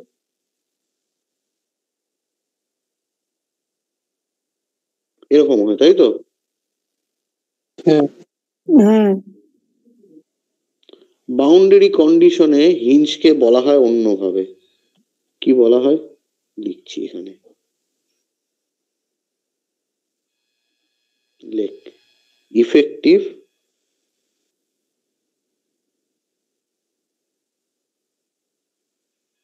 effectively held in position।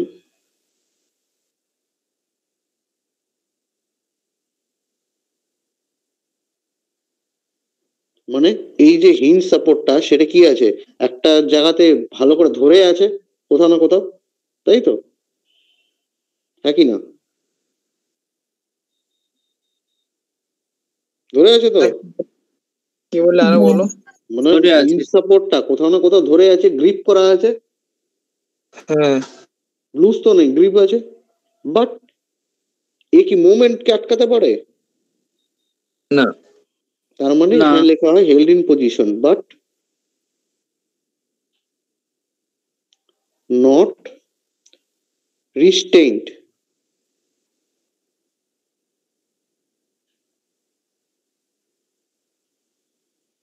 against rotation।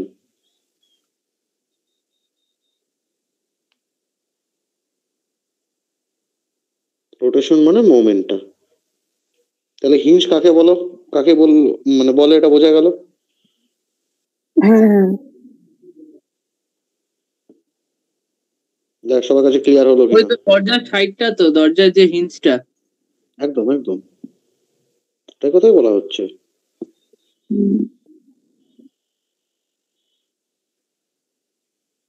But not কি লিখেছে বুঝতে পারছি না।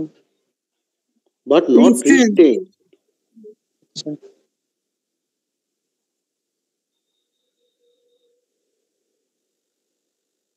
আচ্ছা, এবার তোরা বাউন্ডারি কন্ডিশনের ল্যাঙ্গুয়েজটা বলার চেষ্টা করবি, ঠিক আছে?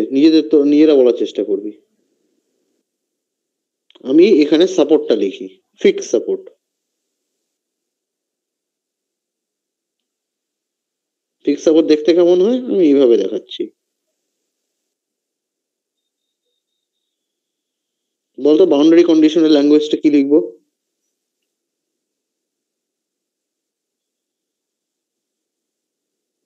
Effectively held in position and also restrained against rotation।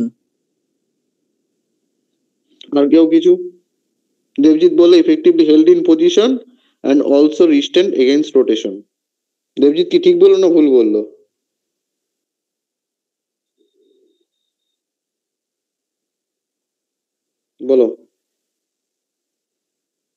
Debjit কি ঠিক বললো না ভুল বললো? স্নেহা হ্যাঁ ঠিক বললো না ভুল বললো?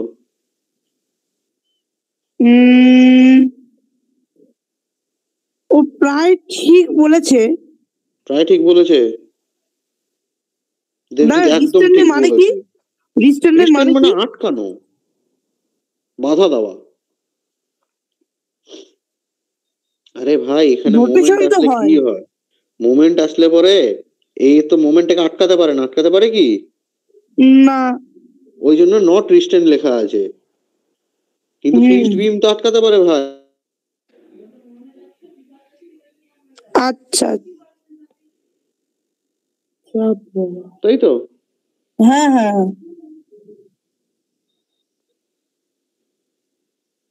দেবজিৎ একদম ঠিক বলেছে জিনিসটা। তাহলে কি লিখবো এটা?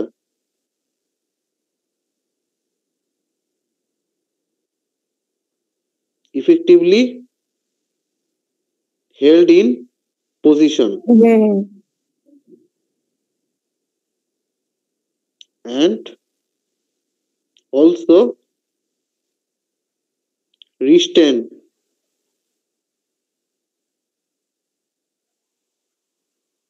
against rotation.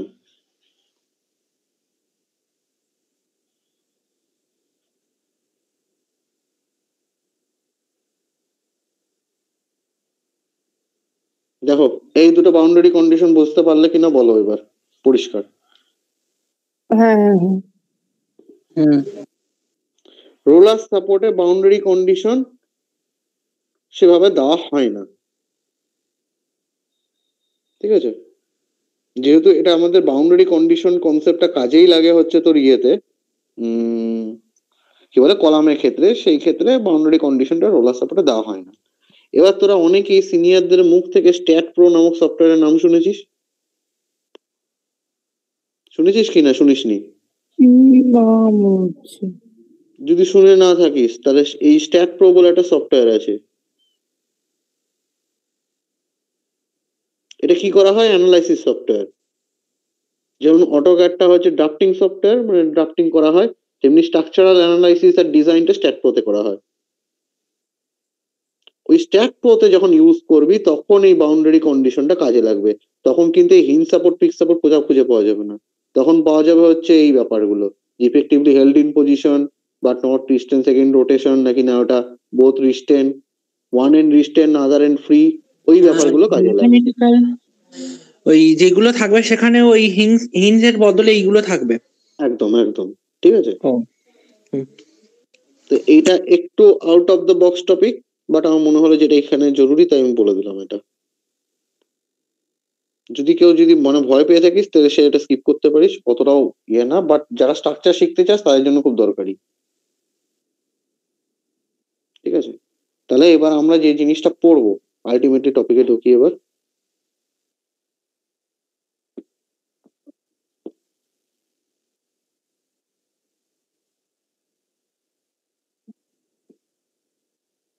এবং আজকে আমাদের ক্লাসের একদম শেষ টপিক, সেটা হচ্ছে এন কন্ডিশন অফ কলাম। আমরা কিন্তু কোথায় আছি? কলাম অ্যানালাইসিসের মধ্যেই আছি।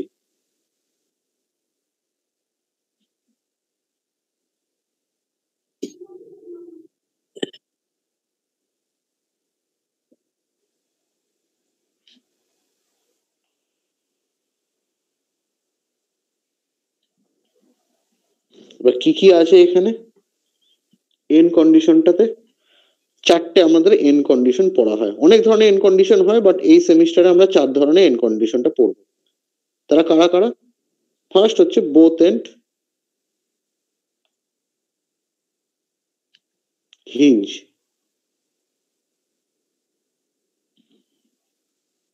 তাহলে তার যদি ছবিটা ড্র করি, দাদা ইন কন্ডিশন মানে কি? বলছি ছবিটা ড্র করলে বুঝে যাবো।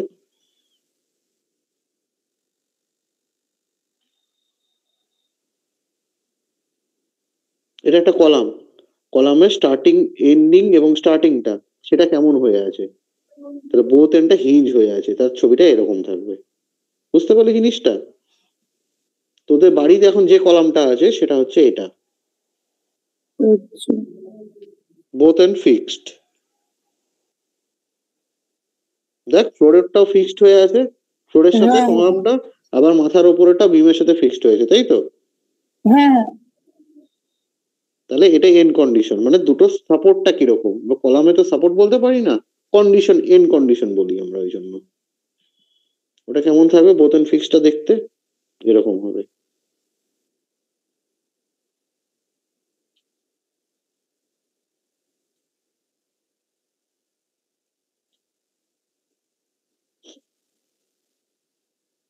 আর কি হয়,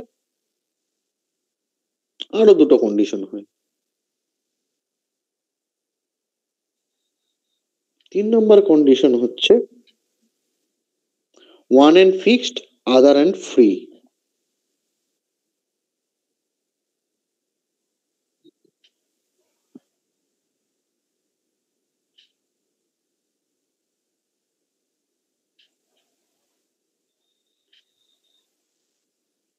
বিম হলে আর কি ক্যান্টিলিভার হতো? বিম হলে ক্যান্টিলিভারের মতো দেখতে হতো।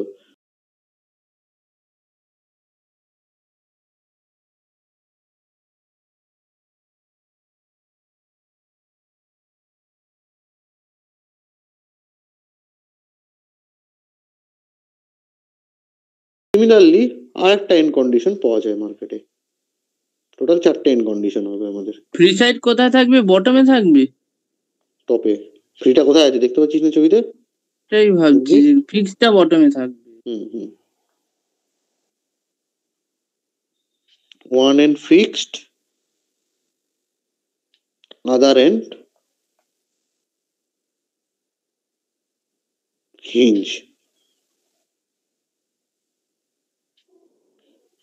সেক্ষেত্রেও তাই, এই যে আমাদের ফিক্স সাইডটা সেটা বটমেই হবে এবং টপের যে সাইডটা সেটা হিঞ্জ হয়ে যাবে।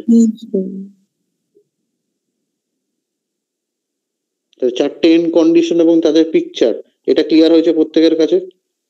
এখান থেকে কোশ্চেন আসবেই আসবে, ঠিক আছে, এবং অঙ্ক করতে গেলে কাজে লাগবে। দাদা লাস্টেরটা কোথায় দেখতে পাওয়া যায়, লাস্টের আর ফার্স্টেরটা? এগুলো এক্সাম্পল পরে দিব আমি, মানে যখন একটা একটা করে টপিক নিয়ে অ্যানালাইসিস করবো তো তখন একটা একটা করে দেখাবো।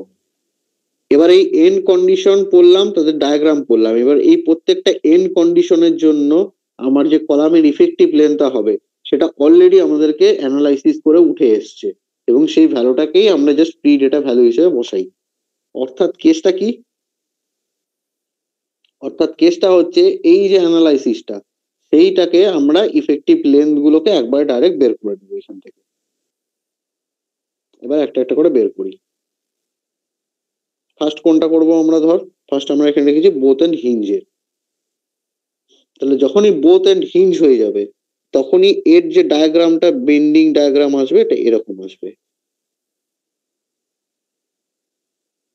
আর এল ইফেক্টিভটা কত হয়ে যাবে তাহলে? Length of the column. তাই ডায়াগ্রামটা তাই আছে,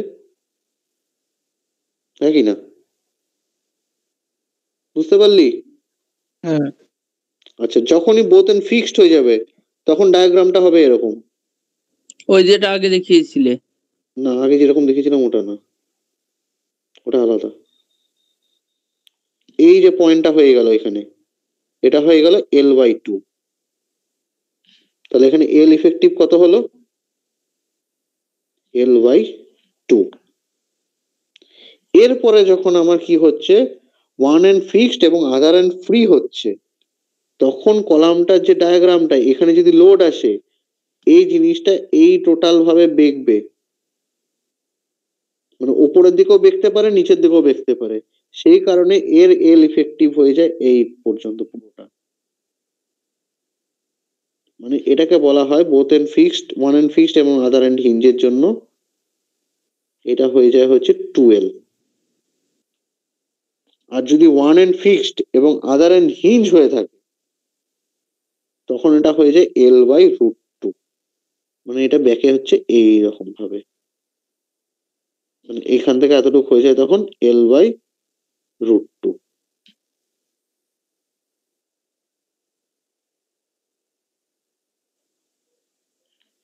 দেখ এই চারটে পয়েন্ট কি বুঝতে পারলি?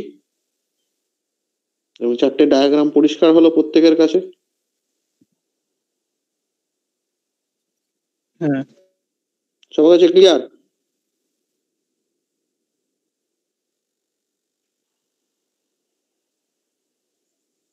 দেখ রে, দাদা থার্ডটার একবার বলবে? থার্ডটা হচ্ছে, আমি এখানে একটু বড় করে দেখাই। দাদা আগের পেজটা আর একটু দেখাও। দেখাচ্ছি তারা।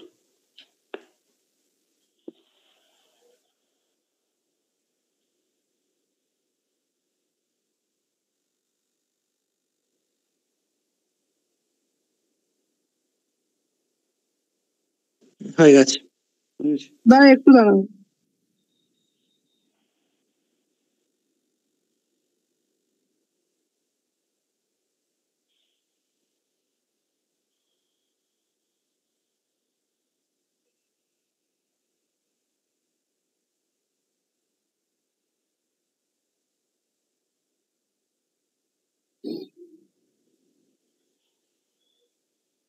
হয়েছে স্নেহা?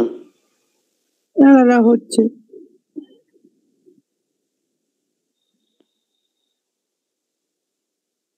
এর নোটে পেয়ে যাবি, সে অসুবিধা নেই, নোটে আছে এগুলো।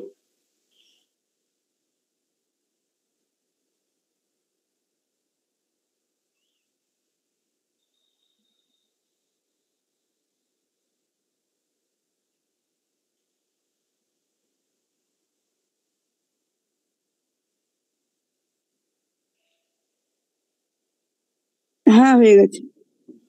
আচ্ছা, যেটা করবি দাদা হয়নি। দাঁড়া আমি একবার এটা বলে দিই। বসি দেবো। দাদা নোটসটা আপলোড হবে তো নাকি ইয়েতে? হ্যাঁ অবশ্যই। ও তাহলে ঠিক আছে। নোট আজকে আমি হোয়াটসঅ্যাপে দিয়ে দিব এটা, আচ্ছা যেহেতু ফ্রি ক্লাসের নোট আমি দিয়ে দিব। ঠিক আছে। আচ্ছা, যখন আমার ওয়ান এন্ড ফিক্সড হচ্ছে, আদার এন্ড ফ্রি হচ্ছে, এবার যখন আমি লোড দিচ্ছি তখন এ যে বেগবে বা বাকলিংটা হবে, সেটা এক্স্যাক্টলি কোন দিকে বাকলিং হবে সেটা কিন্তু আমাদের কাছে ক্লিয়ার না। সেই কারণে কি করে ধরা হয় এটার বাকলিং কেসটা, যে হতে পারে যে বাকলিংটা এদিকে হলো, এরকম করে বাকলিং হলো, আবার হতে পারে এই বিমটা অপোজিট সাইডে রিভার্স বাকলিং হয়ে বিমটা এই দিকে চলে আসলো পুরোটা বেঁকে। তাহলে টোটাল ইফেক্টিভ লেন্থে তখন কি হচ্ছে, এত বড় এরিয়াটা জুড়ে কভার করছে, তাই তো করবি? হ্যাঁ দাদা। এত বড় এরিয়া জুড়ে কভার করছে, তখন এলটা হয়ে গেল তাহলে কি 2L, মানে দুটো কলামের লেন্থ হয়ে গেল। দুটো কিন্তু এক না, কিন্তু আইদার ও এটা হতে পারে, এ পয়েন্টটা হতে পারে, ওর ও বি পয়েন্টটা হতে পারে। তো সেই জন্য টোটালটাকে মিলে একবারে 12 ধরা হয়। বুঝতে পেরেছি। বুঝতে পেরেছিস? কিন্তু কলামটা তলার দিকে যাবে কি করে? কলমটা তলার দিকে যাবে কি করে? যখন বেগবে তখন যেতে পারে। এটা যে সবসময়তে ওই কন্ডিশন হয়ে আছে তা তো না রে বাবা। তুই একটা ইলেকট্রিক পোলের কথাটা কল্পনা করে দে, তাহলে বুঝতে পারবি জিনিসটা ও কোন দিকে বেগবে। ইলেকট্রিক পোল থেকে যদি এটা ফ্রি হয়ে থাকে বা চিমনিটা হয়ে থাকে, চিমনিটা কি হবে? এটা ভেতর দিকে ভেঙে গুড়িয়ে যাচ্ছে না জিনিসটা? ইলেকট্রিক পোলকে আমি কোনদিন ভাঙতে দেখিনি, গোটাটাকে উপরে যেতে দেখেছি। না ইলেকট্রিক পোল না, তো চিমনির কথা বলছি। এটা তো ফিক্সড ফ্রি। চিমনিটা কি হবে? এটা উল্টে এদিকে পৌঁছে যাবে না যদি ভেঙে যায় কখনো? হ্যাঁ তাও তাই না? এবার কোন দিকে বেগবে সেটা তো আমি জানি না। ব্যাপারটা বুঝতে পারলি? ব্যাপারটা বেশি পড়বে সেদিকে। যেদিকটা পড়বে সেই জন্য আমাদের এটা 12 কন্ডিশনে ধরা থাকে। তাহলে এই কতগুলো জিনিস যেটা গেল, এই সমস্ত কিছু নিয়ে কিন্তু শুরু হয়ে যাবে আমাদের অ্যানালাইসিস।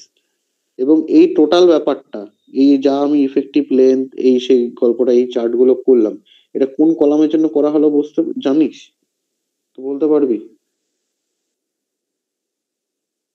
কোন কলাম বলতে মানে কি রকম? মানে কলাম না শর্ট কলাম? ও এইগুলো শর্ট কলামই তো মনে হচ্ছে। শুনতে পেলাম না, বল কারোর একটা আওয়াজ হচ্ছে। লং কলাম মনে হচ্ছে। Long column? প্রত্যেকটা জিনিস আমাদের অ্যানালাইসিসটা করা হয় লং কলামের জন্য। লং কলামে অ্যানালাইসিস করছি, ইউজ করছি শর্ট কলাম, ব্যাপারটা কি? কোথায় ইউজ করছি শর্ট কলাম?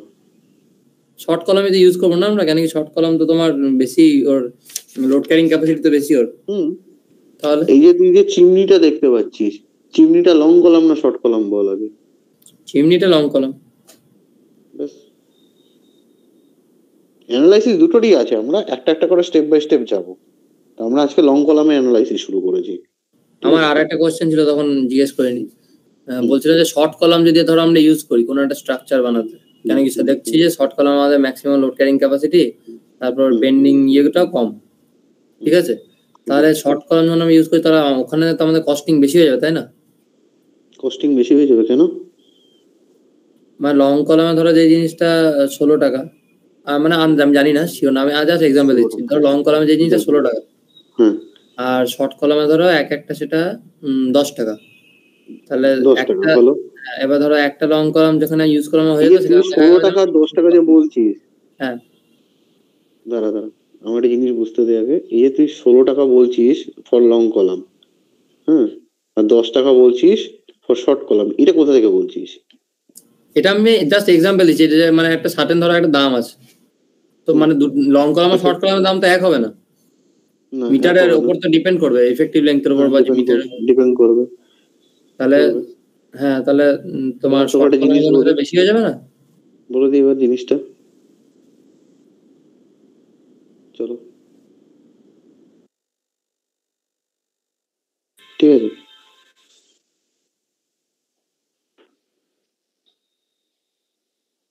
তো ড্রয়িং তো আশা করি শিখে গেছিস, এখন ড্রয়িং বুঝতে পারবি। এটা আমার কি ফাউন্ডেশন,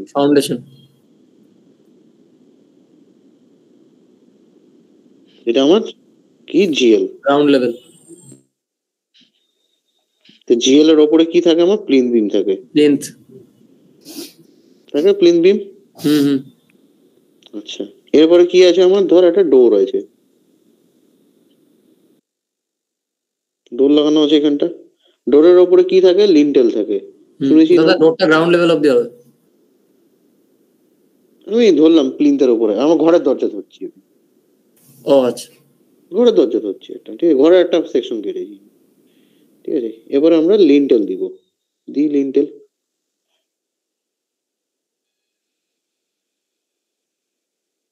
এটা আমার লিন্টেল। তাহলে প্রথমটা কি গেল? আমার প্লিন্থ বিম গেল, এটা হচ্ছে আমার লিন্টেল বিম গেল। এরপরে কি আছে? আমার রুফ বিম যাবে, তাই তো? হ্যাঁ, গেল রুফ বিম।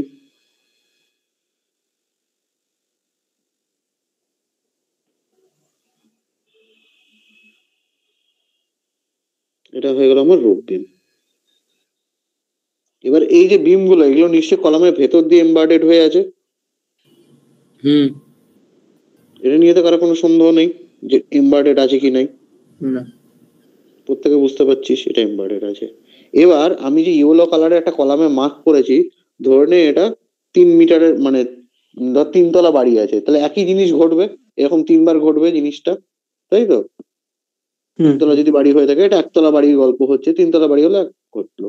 তাই 3 তলা বাড়ি যদি আমি এই সমস্ত বিমকে আউট করে দিই, তাহলে যে কলামটা আমি দেখতে পাচ্ছি চোখের সামনে, ওটা কি? একটা লং কলাম। এ নিয়ে করার কোনো সন্দেহ নেই, তাই তো? সেটা বানাতে যা টাকা লাগবে। কিন্তু এবার খেয়াল করে দেখ, যখনই বিম গুলো কলামের মধ্যে ঢুকে গেছে, তখন এইখান থেকে এতটুকু একটা কলামের পোর্শন, যেটা একটা শর্ট কলামের মতো অ্যাক্ট করছে, ঠিক কিনা? এই প্লিন্থ বিম থেকে লিন্টেল বিম পর্যন্ত যে পোর্শনটা, সেটাও একটা শর্ট কলামের মতো অ্যাক্ট করছে। লিন্টেল বিম থেকে রুফ বিমের মাঝের যে পোর্শনটা, সেটাও একটা শর্ট কলামের মধ্যে অ্যাক্ট করছে। তাহলে আমি লং কলাম কাস্টিং করেছি, কিন্তু যখন আমি অ্যানালাইসিস করে নিয়ে ডিজাইন করে বানিয়ে রেখেছি, ঢুকিয়ে আমি ওটাকে শর্ট কলামে কনভার্ট করে নিয়েছি। বুঝতে পারলাম কথাটা? আচ্ছা, মানে লং কলামকে কায়দা করে শর্ট কলামে কনভার্ট করা যায় আমার ইউজ কেসের পারপাসের উপর। তাহলে একটা যদি টোটাল কলাম, ওটাকে মানে সাইডে গিয়ে ওটাকে শর্ট কলামে আমরা মানে কেটে নেবো নাকি? সাইডে না, আমরা ডিজাইনই ওটা করে নিব। আমরা বিমের প্লেসমেন্টটা ওইভাবেই রাখবো যাতে করে ওটা শর্ট কলামের মধ্যে কাজ করে। এই কারণে দেখবি আমাদের যেটা 13920 ইন্ডিয়ান স্ট্যান্ডার্ড 13920, এটা হচ্ছে আর্থকোয়েক রেজিস্ট্যান্স স্ট্রাকচার বানানোর কোড। ওইখানে পরিষ্কার মেনশন করে দিচ্ছে যে আমাদের যত কলাম আছে স্ট্রাকচারে, সেগুলোকে সবগুলো শর্ট কলামে কনভার্ট করা উচিত। সেই জন্য লিন্টেলটা থ্রু আউট লিন্টেলে কানেক্ট করতে বলছে, বিমটাকে থ্রু আউট প্লিনতে কানেক্ট করতে বলছে, কলাম টু কলাম। বুঝতে পেরেছিস? এগুলো আইএস কোডে বলা আছে এই কারণে,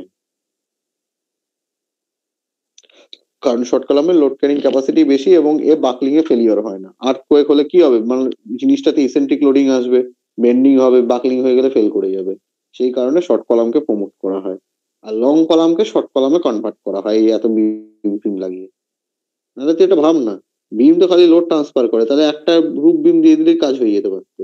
রুফ বিম দিচ্ছি, লিন্টেল বিম দিচ্ছি, প্লিন্থ বিম দিচ্ছি, অনেক জায়গাতে দেখবি প্লিন্থ বিমের নিচেও একটা গ্রেড বিম বলে লাগানো থাকে, যাতে ফাউন্ডেশন অনেক নিচে। এই অয়ন্তিকাতে, তারপর সোহম তোর বাড়ির ওই দিকটাতে, ওখানে ফাউন্ডেশন অনেকটা নিচে থাকে, তো বাড়ি হাইটটা অনেক উঁচুতে থাকে, হ্যাঁ হ্যাঁ ঘাটালের কেসটাতে, ঘাটালের ওখানটাতে। তো ওগুলো কি করা হয়, তখন ওখানে গ্রেড বিম লাগানো থাকে, আমাদের প্রায় রাস্তার মানে যেটা রাস্তার লেভেল সেখান থেকে প্রায় 1 মিটার উঁচুতে আমাদের ইয়ে আছে। উঁচুতে বাড়ি করা আছে, তার মানে বিম আছে দেখবি, একটা ফাউন্ডেশন লেভেলে আছে, একটা প্লিন্থের লেভেলে আছে। ঠিক আছে, এই যে কেসটা, এটা লং কলাম থেকে শর্ট কলামে কনভার্ট করা হয়। আচ্ছা, নোটটা একবার দেখিয়ে দিই, নোটটা যখন নিয়ে বসেছি, নোটটা আমি আজকে হোয়াটসঅ্যাপে দিয়ে দিব, ঠিক আছে? এটা থিওরি অফ ক্লাসের স্ট্রাকচার। নোটসটা দেবে তো? বল। ক্লাসে যেটা এখন করালে সেই নোটসটা দেবে তো? ক্লাসে যেটা এখন পড়লাম বলতে, মানে তুমি যেটা নিজের বোর্ডে যেটা লিখছিলে তুমি, সেটা দেবে তো? সেটা কোত্থেকে পাবো আমি? সেটা দেবে না? সেই টিচমিনটা আপলোড করবে বললে। হ্যাঁ, সেটা পেয়ে যাবে। বুঝে গেছি। যেটা ক্লাসে যেটা লিখলে তুমি সেটা বলছি। ঠিক আছে, এই নোটটা আমি এখনই হোয়াটসঅ্যাপে দিয়ে দিব, এটাও আমি দিব, আর যেটা তুই ক্লাসে বলছিস ওটা আমি অ্যাপে আপলোড করে দেবো। দাদা এটা এবার হোয়াটসঅ্যাপে নোট দেবে? না, এটা আজকের জন্য, যেহেতু আজকে ফ্রি ক্লাস ছিল বলে। আচ্ছা আচ্ছা, তাই না? আচ্ছা, ব্যাপারটা হচ্ছে দিদি সবটা বলেই দিয়ে গেছে, তো আমি আরেকবার রিপিট করে নিচ্ছি। ব্যাপারটা হচ্ছে আমাদের ক্লাস হবে 5 দিন, সোম থেকে শুক্র। টাইম হচ্ছে ক্লাস 8টা থেকে 10টা আমরা ধরে রাখছি। কোনো দিন 10টা 10:30 হতে পারে, বাট আমি চেষ্টা করবো 10টা পর্যন্তই রাখার, কারণ আমার এই বছর প্ল্যান আছে অল্প অল্প করে পড়াবো, বাট যাতে তোদের আউটপুটটা ভালোবাসে। ঠিক আছে, আর কারো কিছু বক্তব্য থাকলে বলো। টাইম কটা? 8টা। আর প্রত্যেকের ওই টার্মস এন্ড কন্ডিশন পেপারটা দেওয়া আছে, যারা যারা অ্যাডমিশন নিতে চাইছে তারা ওই টার্মস এন্ড কন্ডিশনটা উইথ ফিস এবং ওখানে যা ডিটেলস আছে ওগুলো সব ফিল আপ করে ওই শর্মার যে মোবাইল নাম্বার আছে ওখানে হোয়াটসঅ্যাপ করে দিবা। দাদা পুরনো স্টুডেন্টদের দিতে হবে কি টার্মস এন্ড হ্যাঁ, টার্মস এন্ড কন্ডিশন সবার জন্য ম্যান্ডেটরি। আমাকে দাদা নমস্কার। দাদা নমস্কার। হ্যাঁ, নমস্কার।